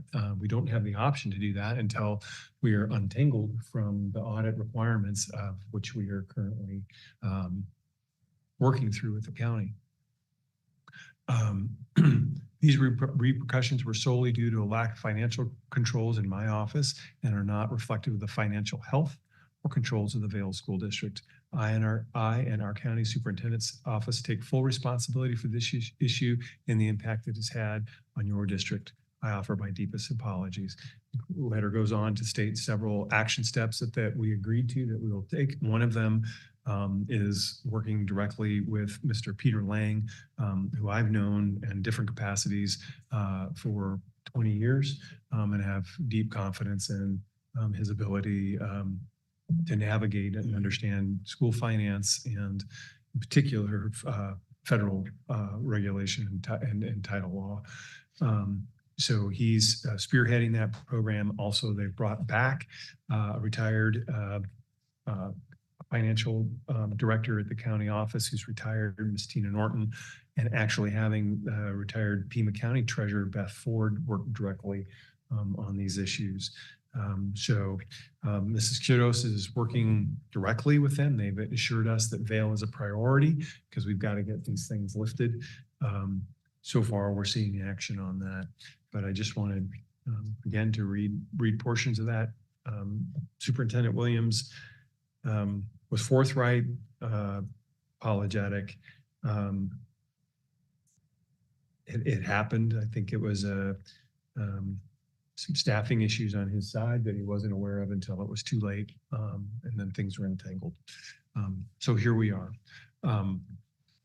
So with that, I'd be happy to provide more information or answer any questions, but with that, I'll go ahead and make the recommendation that the Vail School District Governing Board accept by roll call vote the 2023 audits issued on April 27th, 2024 for the fiscal year 2023, 2022, 2023 is presented. I'll accept the motion. So moved. Mr. King moves. Seconded. And Mr. Buster second. This is an action item. Any comments or questions? Mr. King. Mr. King.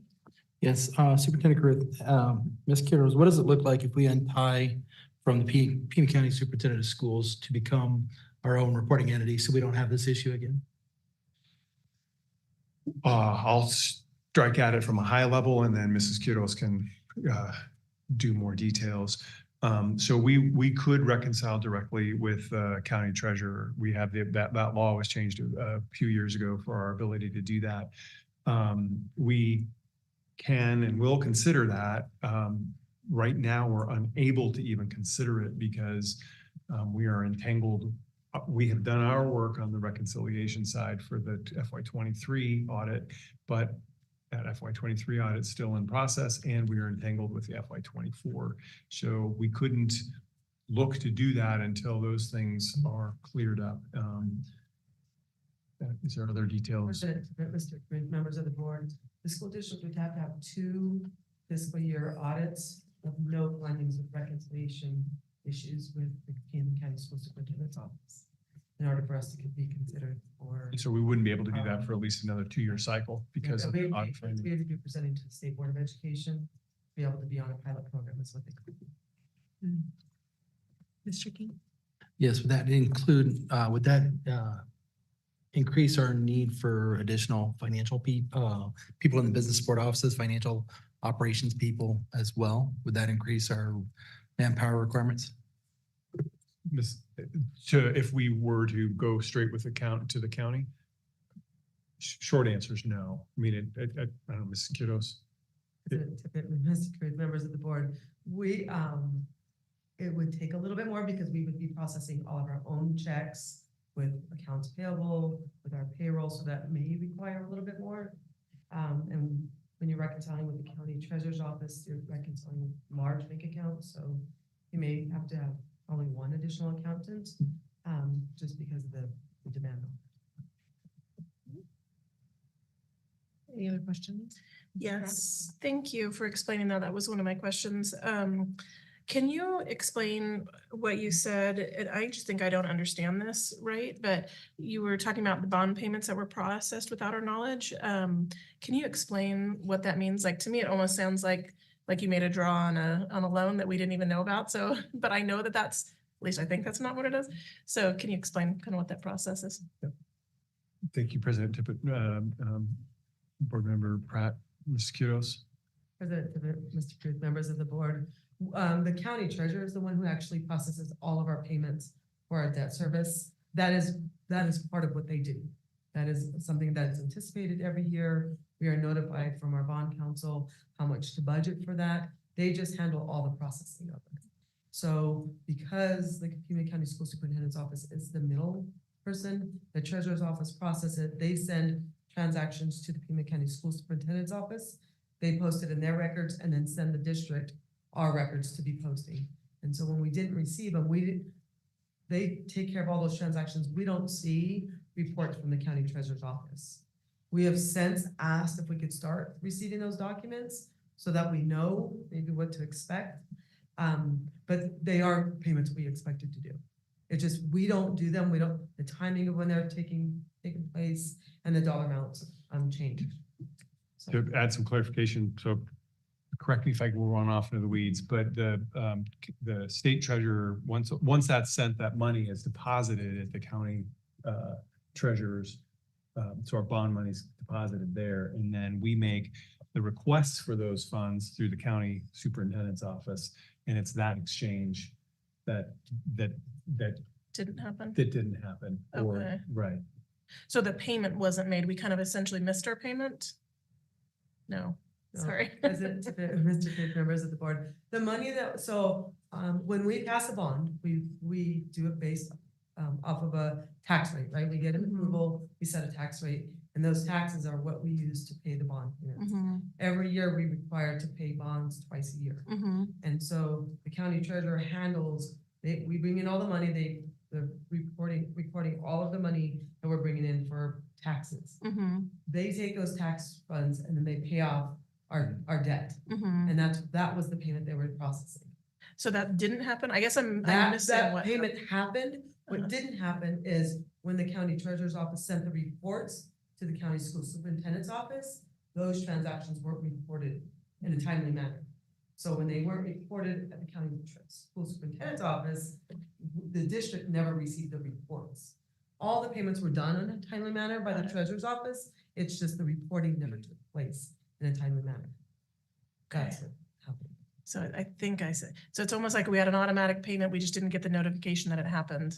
And like I Okay. said, Pima County man Right. between what happens at the treasurer's office and what is reported at the school district. Okay. And that's Thank why, and if we were to move it onto our own in the future, we would receive those reports directly from the county treasurer's office. Got it. And Thank so you. we've asked to start getting those from the county. We're just working through that process. Thank you for explaining that. Any other comments or questions? Mr. Bester? Probably a very naive perspective, specifically because this was not our fault. There's no way for us to reverse the finding, expunge, get rid of it. It never happened on our behalf. No. Mrs. Pratt, did you have another question? I did, I don't know that it's, well, I guess I'm a little surprised this isn't a bigger deal, especially considering that nearly all the school districts in Pima County minus just a few were affected. Were the other districts not as negatively affected, or people just haven't finished unraveling all of this? Ms. Quiroz? President Tippett, Mr. Cruz, members of the board, Vail is one of the larger districts, so is Marana, so is Amphitheater, and they're the three school districts that were affected the most. And so we have been exchanging information, but the explanation that was provided is because of our size. It took a lot longer to process our records. We also, as a Vail School District, we had a lot of journal entries at the end because of changes with the grant when they cut us off and we had a change. So at the end of the year, we had a lot of journal entries that had to be processed, and they were experiencing some staffing issues. So that's it. That was part of the issues that they're dealing with. It's just trying to go through the entire, every transaction that we had processed. But the other school districts, at least from what I'm being told, and Peter's here if you'd like to bring him up and ask questions, those are the three school districts that were significantly impacted. Okay, Mr. King? Ms. Quiroz, this might be a question for Peter as well, is how does Pima County intend to keep this from happening again? Because this is impacting significant amount of school district, 12 school districts in Pima County. Thank you, President Tippett. I might ask Mr. Lang, do you mind coming up and speaking and addressing that? I've known Mr. Lang in a variety of different capacities. He's been with Pima County School Superintendent's Office not quite a year now. But Mr. Lang, to that question, you want to address how this is the superintendent's office is looking to prevent this from happening again moving forward? Certainly, President Tippett, Superintendent Cruz, Member King. Yes, this is very much top of mind for the superintendent's office. As Superintendent Cruz, shared, we provided a corrective action plan that was shared to all of the school districts and then also applied within our office as well. And so part of that was our process to make sure that we are current with the reconciliation process for this current year. So because that process is iterative, that process couldn't begin until the prior fiscal year was completed. And so assisting us with that, as shared, was a prior CFO from our office. It's now with the Pima County JTED, and also Treasurer Ford, while she was in office and now retired, has been assisting us as well. And so specifically for Vail, we have prioritized that reconciliation process. So to make sure that we can get, while our responsibility is for all of the school districts, we're prioritizing Vail to make, because of the impact that occurred with the finding specifically, because the process delayed, as was shared, the ability to file certain components of those records by March 31st. And so to Member Pratt's question of how this may have impacted or why this may not have impacted other districts to the same degree, it's because that in part because of size. And so the number of items that are needed to be reviewed are going to be larger for larger districts. And also some districts were able to be completed with that prior year reconciliation earlier. And so those started to be shared with school districts and their audit firms in a rolling basis in largely January, February, in the case of a few districts into March. And so for those districts that they were impacted, but were able to submit or have their audit finalized, to be able to submit by March 31, then they weren't as negatively impacted. They still received the same finding. However, some of the other components with respect to, for example, the 90-day letter from the Auditor General's office, some of these other components didn't impact them in quite the same way.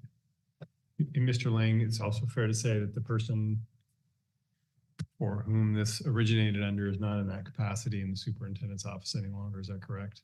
That's correct. And so there was some staffing challenges that were in place when I was tasked to serve in my current role, which is as the interim chief financial officer. That was in mid-September. And so at that time, in engaging with our audit firm, and then also engaging with districts at around that time, that's when we discovered in that fall time period of October that some of these components from the prior year had not been completed fully or timely. That's where we began to. That's where we began to then take action on that.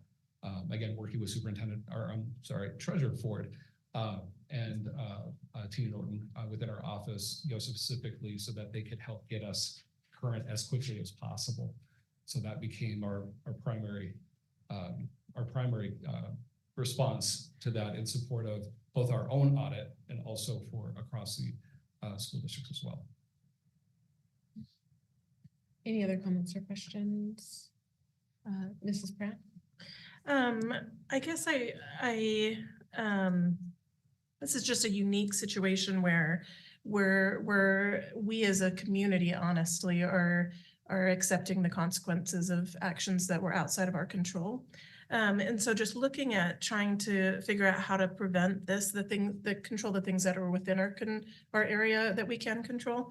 Can we decide at kind of a time frame where it's not too late to figure this out for this school year, for this fiscal year? Is that what I'm saying, right? Is that what, so just so that we're not in the same spot next year where we're saying, okay, we're gonna get it, and we don't, kind of what's a time frame where we could either have an update from the county superintendent's office, or that we know, okay, by this date, we're gonna have a clear idea of what's happening. Mr. Lang? President Tippett, Member Pratt, what you've outlined is essentially a good chunk of our corrective action plan. And then also to Superintendent Caruth's credit as well, between he and his leadership team, they reached out proactively to our office for us to meet directly with them. And as part of that, we agreed to provide ongoing communication, with Superintendent Caruth and Vail leadership on this, to make sure that we are on track. We remain 100% committed to this. Again, as was shared in the letter, our superintendent, or Superintendent Williams, myself, our office, it's devastating, the impact that unfortunately this has had, but we are 100% committed to make sure that this doesn't happen again. So do we have a date then? What would be a date that we would want to have? Mrs. Quiroz, you have a. We do not have a date yet, and that's one of the things that we're working through We have been assigned to Norton's to work with us. I received a report yesterday that she's working on a November reconciliation, and we're in May. So What is the standard, or maybe to reframe another question, what's the standard time frame by which the prior year fiscal audit is complete? So in other words, if we're completing the FY 24 audit now, when should that be normally reconciled? What would that look like? we are typically reconciled by the second week of October, because we have to have our annual financial report reported by October 15th. So to answer your question, we're watching now because they do it month by month on what that looks like. We'll have, if everything's tied up in October, then we'll know. There's a little bit of runway past October if it's not, but if the alarm bells will go off in October, if things aren't in play. Yeah, Mr. Lang. Go ahead. President Tippett, Member Pratt, also along with that, the primary data report, which is the sort of the key component that is that's consumed by your audit firm and ours as well, is what's called a June reconciliation. And so what that is within the 12 months of the fiscal year, that final June 30 reconciliation, that file is the primary data source. And so for us, we are very much focused on making sure that gets completed for that June piece. So early that can be completed would be July, which is in the next month. But that's going to be we are focused to make sure that is completed as timely as possible at the end of the fiscal year. Because also at the county level, and this is part of our corrective action or mitigation moving forward as well, is that the financial system, the IT system that the county uses is a system that was originally built in the early 90s and is still the system that's used. Pima County is in the process of implementing a new system, which is the Tyler ERP system. That's a similar system that you use at the district. There's a county version. As it stands, we are the 15th county out of 15 to adopt this system.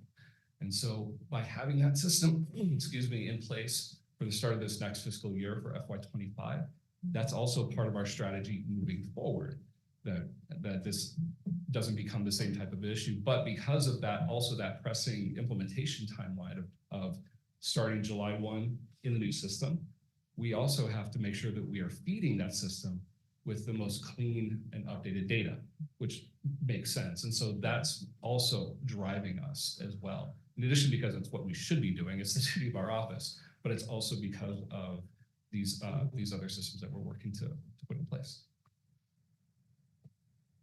Mrs. Pratt? Sorry, I'm using up all my questions here. You're doing great. So I think my concern I just want to express is that we're in May, and right now it sounds like our reconciliation is 6 months behind, and we have about 5 months until we need to. Normally, it sounds like that we would be reconciled.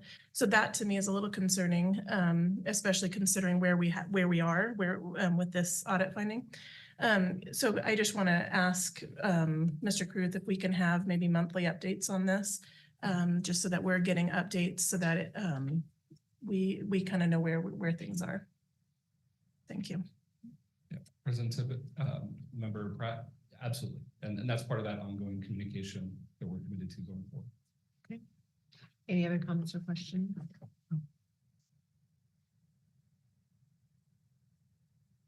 Good. Mr. Lang, we appreciate your attendance here tonight and the superintendent's transparency being here tonight and through communicating not only with us, but with our community, what has happened. And it is a hope that there are no repercussions to our local taxpayers result. For example, a lowering of a bond rating or something like that. Appreciate any and all efforts that the county superintendent's office can take to make sure that we are on track for our next audit. and clean sailing, and able to meet our responsibilities and requirements. So thank you for being here. It means so much to me, and I'll speak for my board as well. We appreciate it. Thank you. President Tippett, as I've said, we can't apologize enough. And this was absolutely, like I said, a failure within our office, and absolutely not a reflection on the leadership of this district or the financial controls, internal controls of this district. It is 100% our issue. Thank you. Thank you. Okay, so we'll go ahead and do a roll call vote. Mrs. Peterson, I'll turn it over to you. Allison Pratt, Aye. Kelly Yes. Tippett, Aye. Chris King, Aye. Jennifer Anderson, Aye. Ed Buster. Aye. And with that, the motion carries. And we'll go ahead and move forward to the next item on the agenda. Mr. Lang, you are also welcome to have. Next item on the agenda is a big deal, another big deal. Saguaro Creek K-8 school boundary recommendation. Mr. Crew. Ms. Tippett, I'm so sorry. Very respectfully, can I either slip out for a really quick bathroom break, or can we have a 5-minute recess? Can we take a 5? You can call recess. Even 3 minutes. Let's just take a quick recess. Anybody else who might need a break? Mr. King. You call a recess, you have to call a time to be back. 5 minutes. Okay, so it is 8:39, so let's go ahead and come back at Just 8:44. Yes, let's do it. Okay, see you back in 5.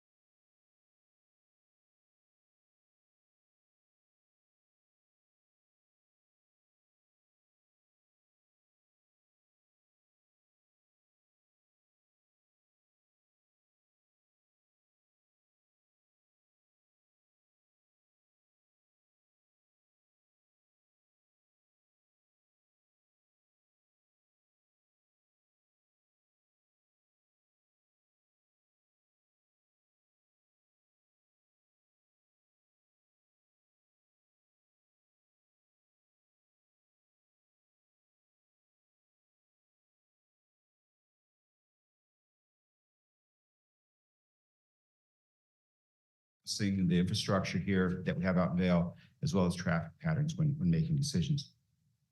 So with that in mind, you have this map in front of you. This is what we're bringing forward to you, and I'll give more detail.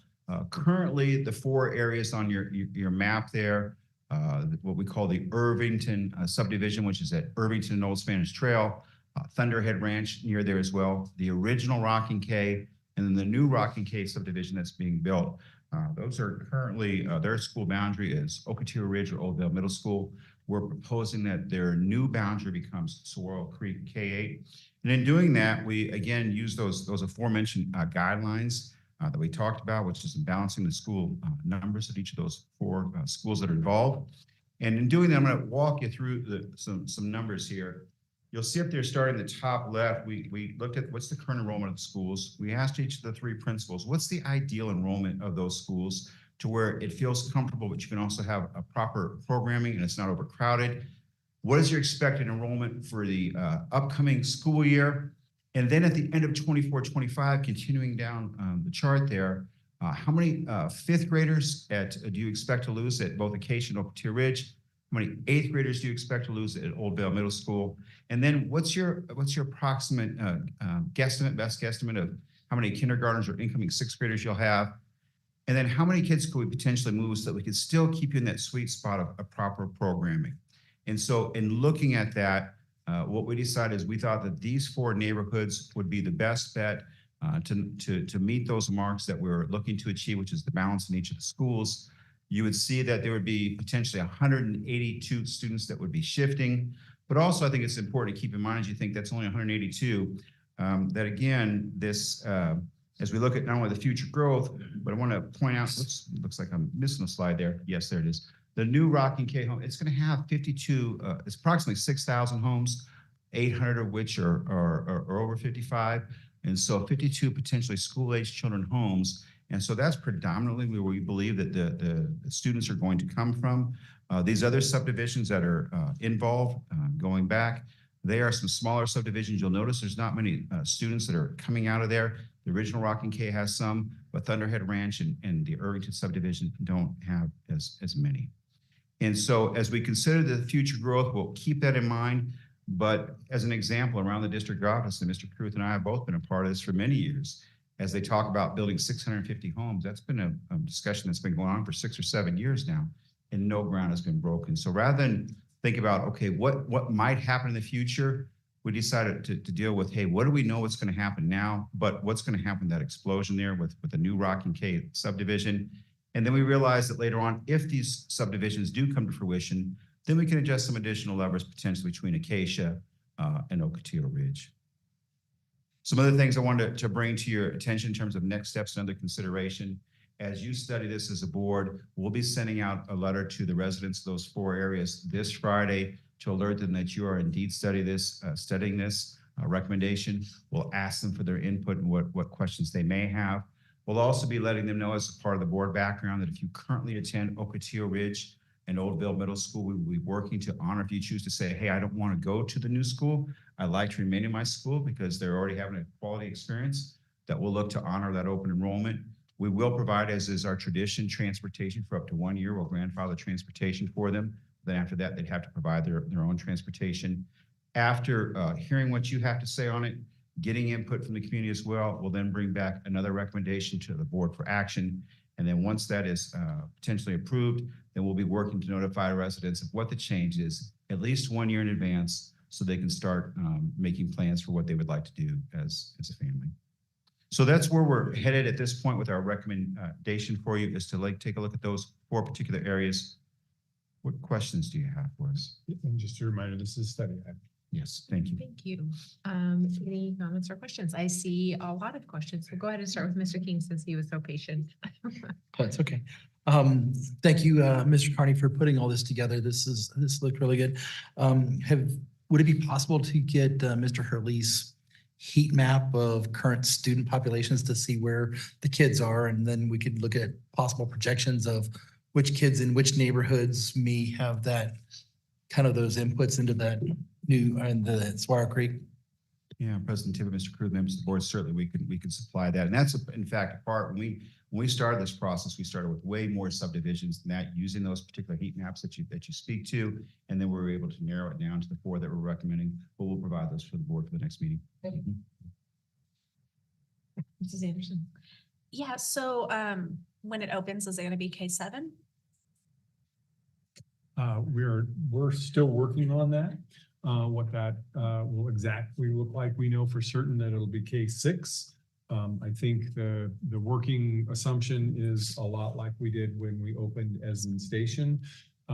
We offered 7th and 8th grade at Esmond Station. We had enough to fill 7th grade, not enough to do 8th grade. So we'll make a determination on what that looks like as the school begins to open. So I think if that were a guide, I think the assumption that it would be a K-7 as an opening is likely. It's just, will there be enough 7th graders who want to move over to create a class?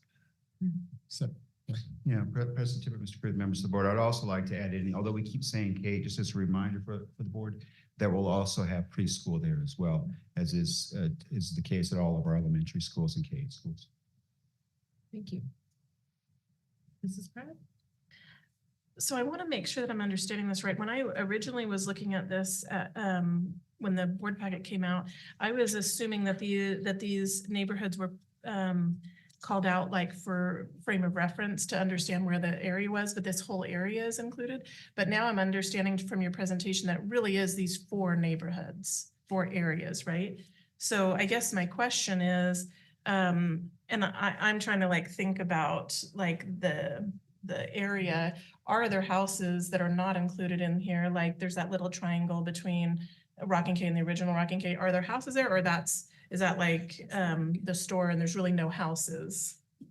So I'll work on that. Let me, Mrs. Pratt and then Mr. Carney can fill it in. The map is a general map at this moment to represent those neighborhoods. The actual map, if you look at the area, that triangle that we draw will be a contiguous map. Okay.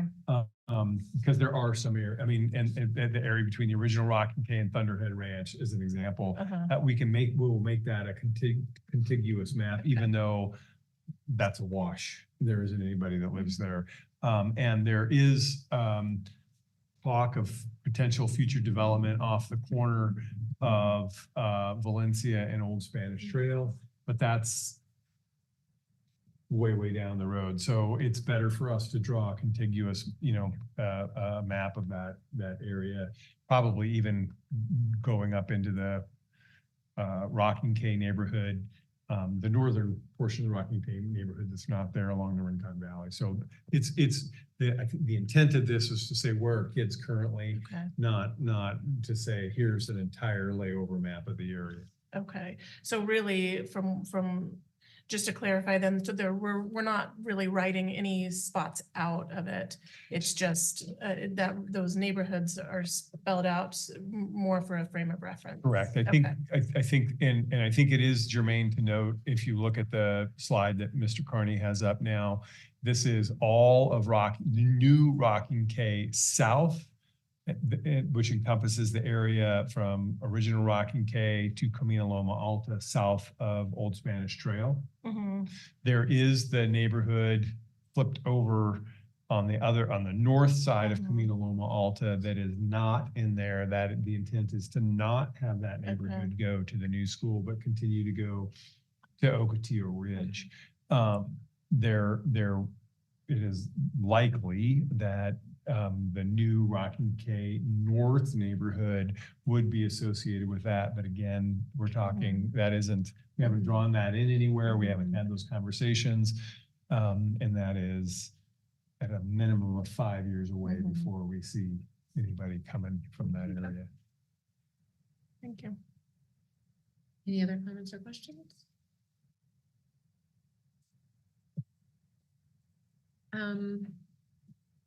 So just kind of thinking about the neighborhood that's on the north side of Old Spanish Trail and still fairly close to Saguaro Creek.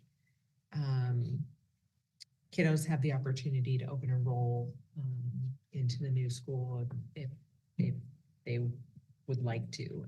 And so there's still that opportunity to attend, just will be affected. Transportation won't be associated with it. So I just wanted to make sure that folks know that that's still a possibility. And I know that when Esmond Station opened, it kind of pulled folks from all over the district for quite a while, and provided their own transportation there. I was one of those parents. Stood in line at 6 o'clock in the morning to turn in my enrollment packets for all 3 of my kiddos. Thanks for asking your question. I kind of had the same question about the map, but I think it is helpful to frame it by neighborhoods, since it's where our community members live and they know what those neighborhoods are. So thank you for giving me an opportunity to study it, and thank you for giving the community an opportunity to study it as well. So next time they can share what they do. Any other comments or questions? Okay, and since this is a study item, we'll go ahead and move forward to the ASBA legislative priority recommendation. This is an action item, and this is led by the board. So Mr. Cruz will not be making a recommendation. He will give us some ideas. Thank you, President. Thank you. And members of the board, I'm passing out, and I provided background earlier in an email with some of the previous legislative priorities that the board has voted on. You can see them here in this handout at the progression from 22 to 23 and some recommendations for FY 24. Many of them are staying the same because many of those issues are still germane today and are still being worked on. So you can see the progression there. I'll just call out the possibilities for you to consider as a board for legislative priorities for the 2024, actually be the 2024, but implemented in 2025 legislative session. Permanent fix for the aggregate expenditure limit in Arizona, if needed, unless something is referred to the ballot or addressed during the budget. That's still an ongoing issue. And that was fixed in the budget last year, but it wasn't permanently fixed. There's no permanent fix in place. Consistent transparency and accountability laws throughout all educational models. Currently, accountability and transparency looks different, whether you are a traditional public school district, a charter school entity, and certainly now with empowerment scholarship accounts. The other would be to revise school finance formula to provide a stable and dedicated revenue source, less reliant on general fund and or annual legislative appropriations. It's been an ask for quite a while. That hasn't been as much of an issue over the last 3 years with some of the federal funds that were associated with COVID, but those dollars are drying up and the state is in running a fiscal deficit at the moment. So that's going to be even more critical moving forward. And then the last one would be using the cost study that was done recently to continue to look at and update special education funding formulas as needed to address the actual costs of providing services to students who require special education. So that's just a place for you all to start. And I'll leave it there. This is an action item, so somebody would need to bring forward and make a recommendation. If you want to take this slate that we recommend, the slate of those 4 questions as presented, and we can do that. The other thing that needs to be done is associated with this item is to notify ASBA of who the delegate will be. Currently, I think the delegate is Mrs. Tippett, with Mr. King as the alternate. So. Thank you for teeing us up. Yep. Appreciate that. I also appreciate the background with our put forward legislative priorities for the last couple of years as well. So everybody can see how well those issues have been addressed. And so, you know, when I was thinking about this, I was like, you know, I don't have any new ideas. I think I just have the same ideas. And just wondering what you all think about what we may recommend or put forward. Anybody start the ball rolling with preferences? Motion to approve the slate as presented. Oh, you're just gonna drop the motion. Okay. Is there a second on that motion? Yes, there's a second. Okay. So Mr. Buster moves the 4 listed items that were presented, and Mr. King seconds. And I guess is Is there any comments or questions about that motion? Mrs. Anderson has comments. So this is frustrating to look at. I guess that's my comment. Like, I'm glad we're voting on this, but like, what's really being done? But I guess it's like, you know, I just look and how frustrating it is to see that year after year, it's the same with nothing really changing. So there's my. Yeah, particularly frustrating is the cost study update for the special education funding formula. That's kind of a ostrich with your head in the sand kind of open approach. Like if I don't know it, I can't see it.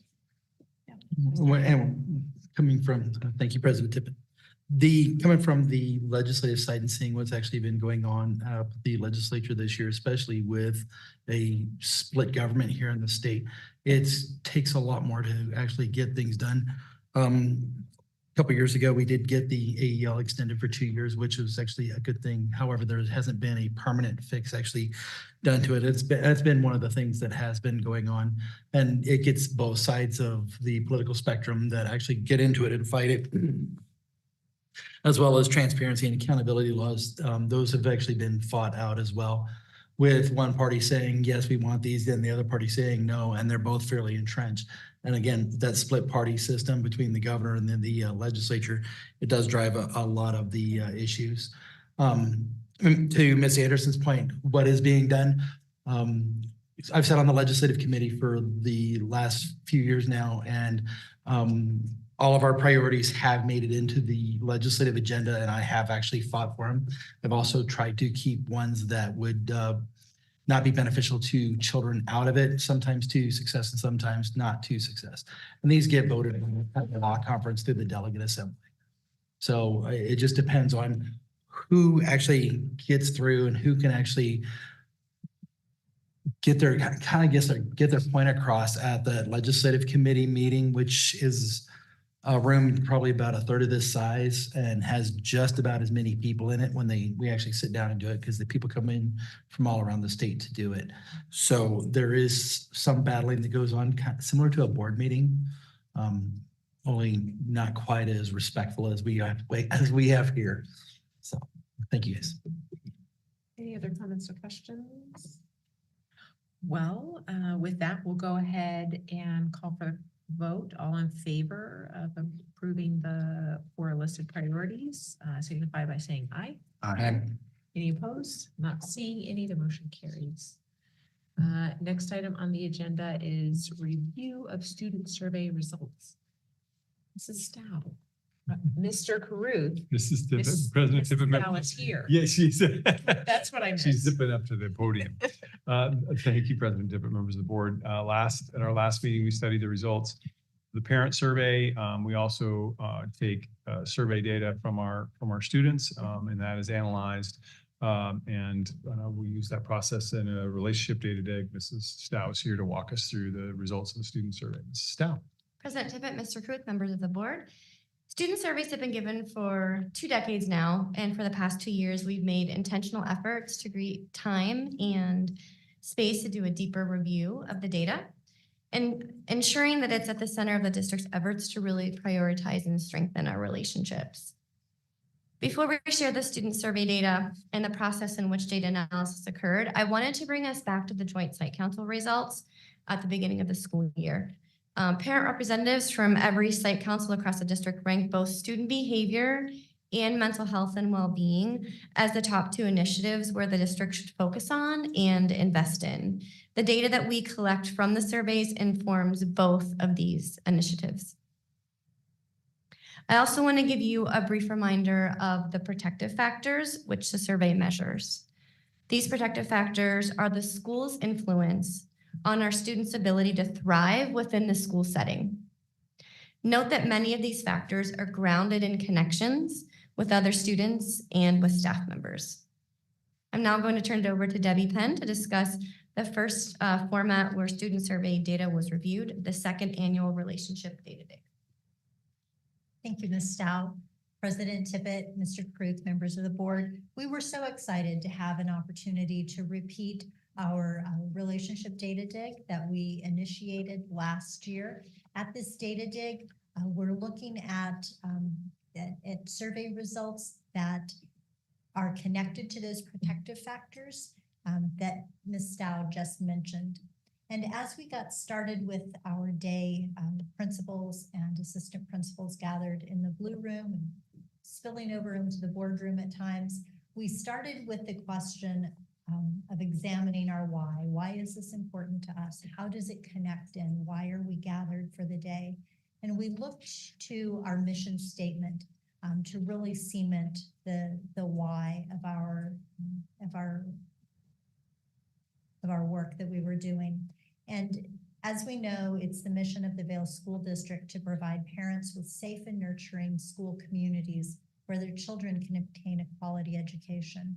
And we have for over 2 decades come together as a learning community to look at the data around our quality education, those factors that we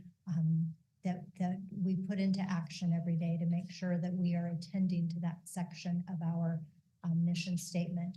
With our relationship data dig, we're going through that same process for the other component of our mission statement, that providing safe and nurturing school communities. And that was really the reason that we were coming together.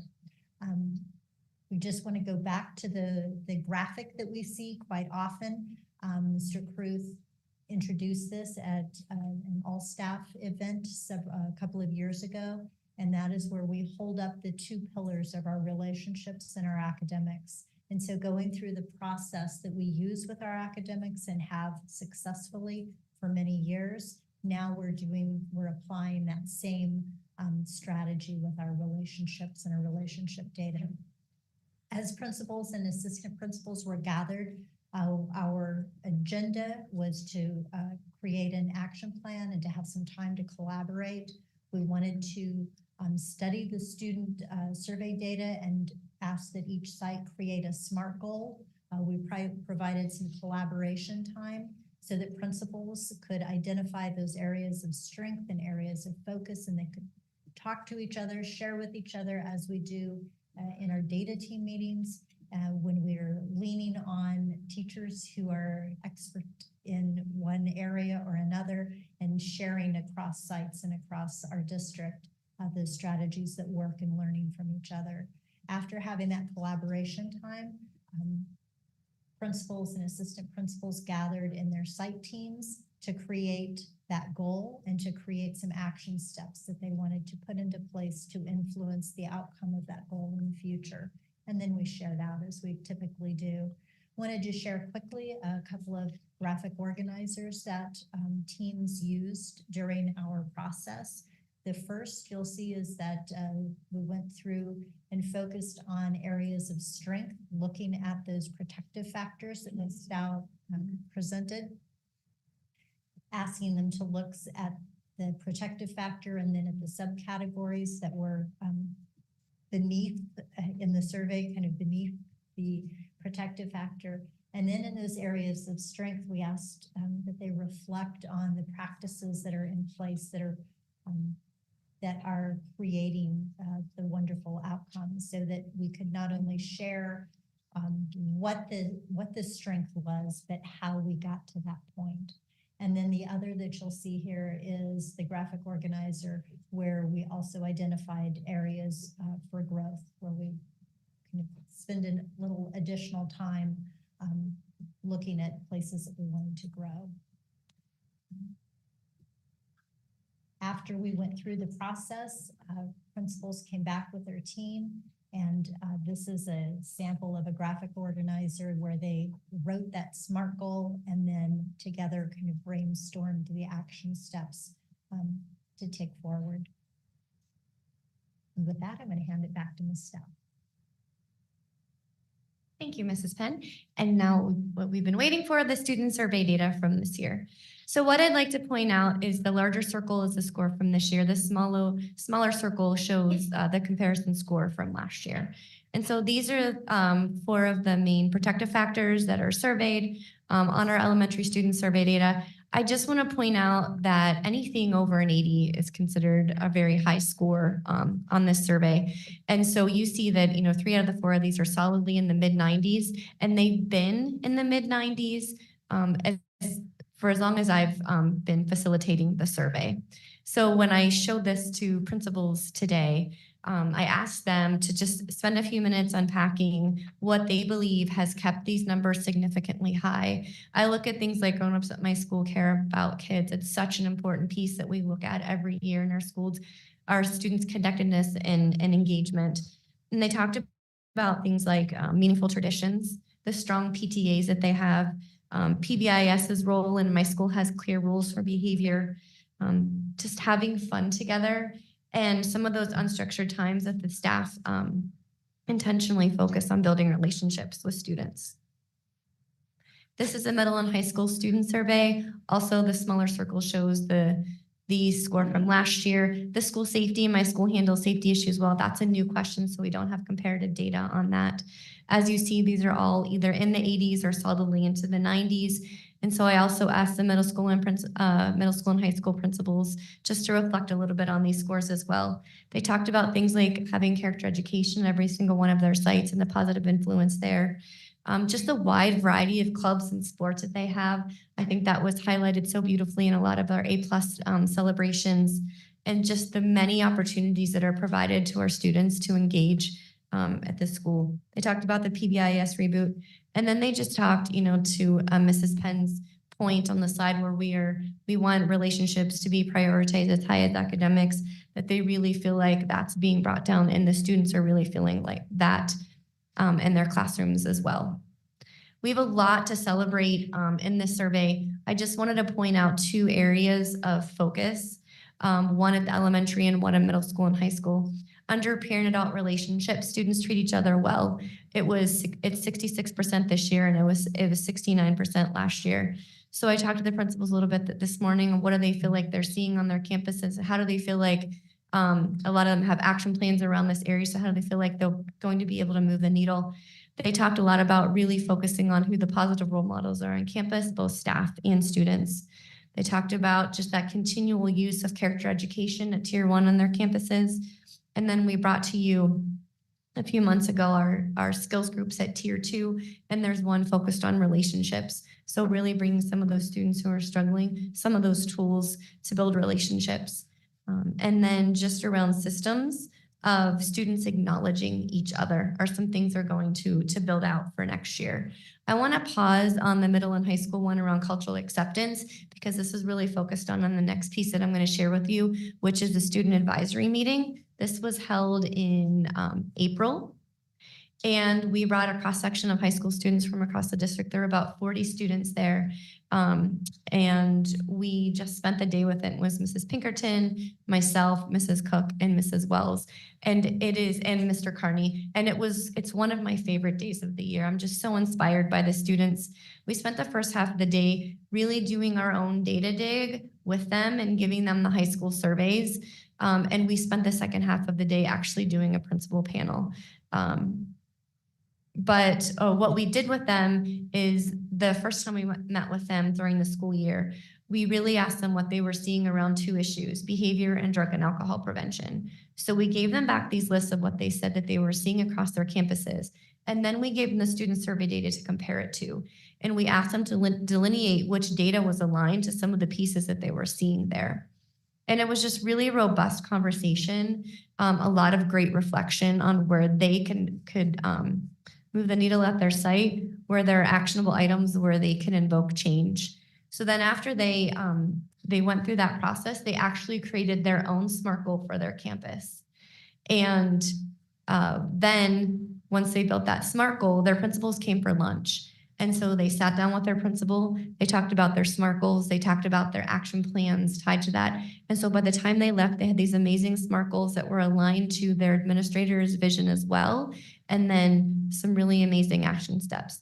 The majority of the action steps and SMART goals were tied to the protective factor of cultural acceptance.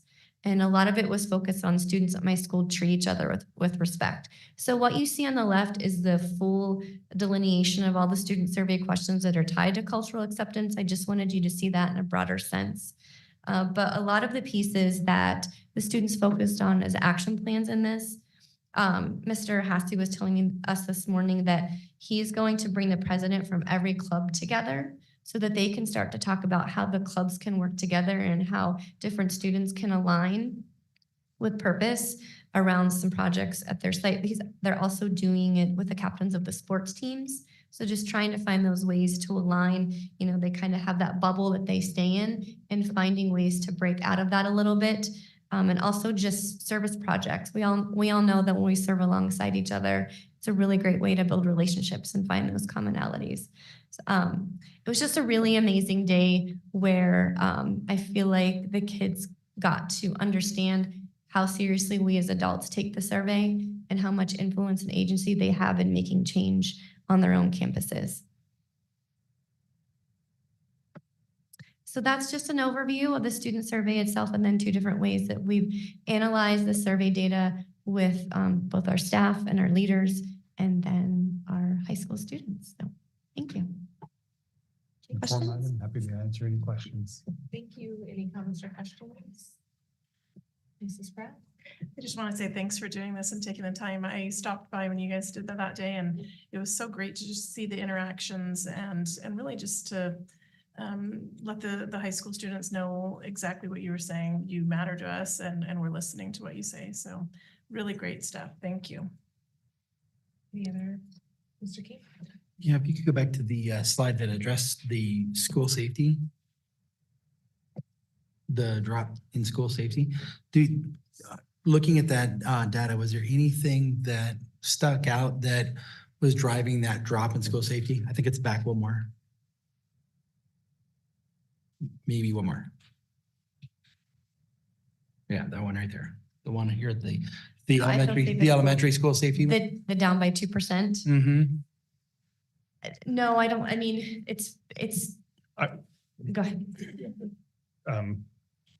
It's down 2%. It's not statistically significant. I think what we're watching when we're looking at something like that is a trend. What would be a trend in relationship to that? Is it a downward trend, or is this just something that goes up and down a couple of percentage points? The other thing we don't know is the number of. I believe we had more respondents this time than we had last time. So how many were the total respondents in the survey? That also can impact it. So it's at that granular level, it's hard to make a determination. If it were a 10-point drop, then it would be something that would be statistically significant, or a 10-point jump. Then you'd say, oh, okay. But at that small of a level, what we're really looking for is trends. Thank you. How long have you been doing this survey? Mrs. Stowe. President Tippett, Mr. Cruz, members of the board, I believe the survey started in 2005 and the onset of the original PBIS grant from the University of Arizona. We've added some questions and it's changed over time, but the core pieces of it have been around since the Safe Schools, Healthy Students grant that we received 20 years ago. So obviously we're just seeing like a lot of them went down a little bit. What is I know these ones like are at 90s, but do we know what it's looked like over, that amount of time? Has there been a lot of dips, or you were saying you've watched some ups and downs, but. President Tippett, Mr. Cruz, members of the board, overall our numbers have stayed very steady. Okay. We haven't seen, we've seen minor dips, but even during the pandemic, our numbers stayed very stable, which I think speaks very strongly to the relationships that our staff hold with our students. So then are we focusing on where those 60% are? I know you talked to the students, but that's going to be a big focus. Mrs. Stowe, can you go forward to those slides? Yeah.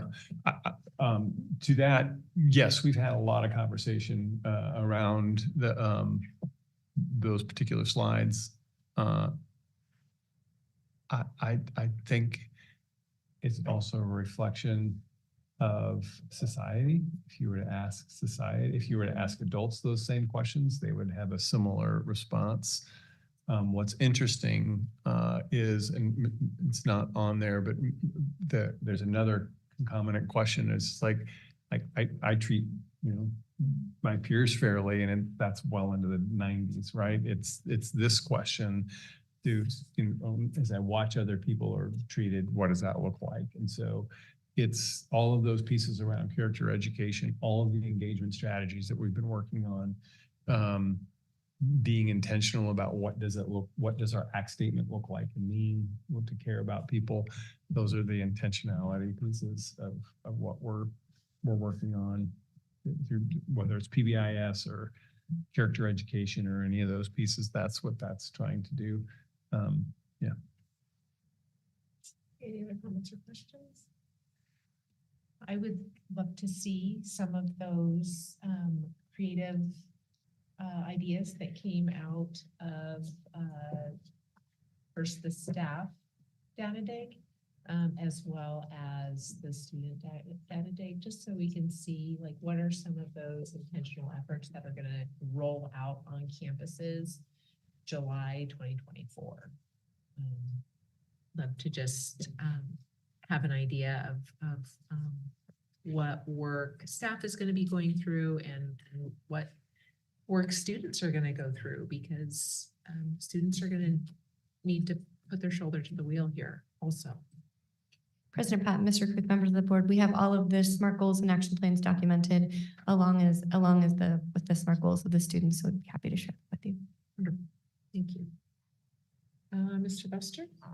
I wanted to revisit Mr. King brought up in regards to the safety piece, which is, I know Mr. Kruth explained it, but I really expected to have higher numbers than that, especially as a CSTAG district, especially in regards to all the infrastructure improvements with safety and security in mind. We invested a lot of funds into various schools that were brought up to that federal level, which has been phenomenal. And then to add into, we're looking at that cyber piece, not only developing a pathway, but even before developing a pathway, we had a cyber culture statement that was created from our community. So again, if there's any opportunities to, I guess, reassess, revisit that, to see if there's any kind of specifics that go along with it, that I think that would be great for this board to hear. President Pratt, Mr. Kruth, members of the board. Oh, sorry. Can I give just one? Yes. Just kind of piece of perspective. I think that was an elementary school slide. And I know that each of my elementary kids reacted differently to safety preparedness drills. Some felt like, oh, this is like normal. This is what we're supposed to do, and it helps us be ready. And to my youngest, it terrified him to have either a lockdown drill or even just a fire drill. And so, if we're asking children these questions, these are student responses, right? An elementary kiddo's perception of what feels safe could be really colored by that, and maybe some of what they've seen or may have been exposed to national headlines or what conversations happen at home. And so I think can color that. But it's something that we must do, and also be sensitive to their little tender feelings. And they also want to be able to comprehend some of those high level improvements that we've made. Go ahead, Mr. Kruth. Mrs. Stout? President Pratt, Mr. Kruth, members of the board, one of the pieces that I think I love most about sharing this data with our staff is that it causes us to ask a lot more questions. And so we can go back to the students and have those very open conversations of, you've shared that this is 82%. What does it mean to you that, what does feeling safe at school mean to you? And we can really start to unpack where some of the issues are. And speaking to President Tippett's point, I know that at one of our elementaries, the theme from the students was the bathroom. So they didn't feel like, that the bathroom was a little scary because, they wanted some like fun art in there and they wanted some of it is, they were afraid of the toilet flush. So some of it is just some of those pieces. And so the elementary schools spent quite a bit of time remodeling their bathrooms. And so it's really, what does safety mean to, the students on the campus, and then being able to address it from whatever angle that makes them feel safe. When will be the next time that we do one of these? Should we do it every spring? Excellent. Thank you. Any other comments or questions? Okay, so we'll go ahead and wrap that up. Next item on the agenda is adjournment. I'll accept the motion. I'll motion. So moved. Anderson moves and Mr. King seconds. All in favor, please signify by saying aye. Aye. Any opposed? Not seeing any, the motion carried. Thank you, everybody. This is my favorite. I'm second.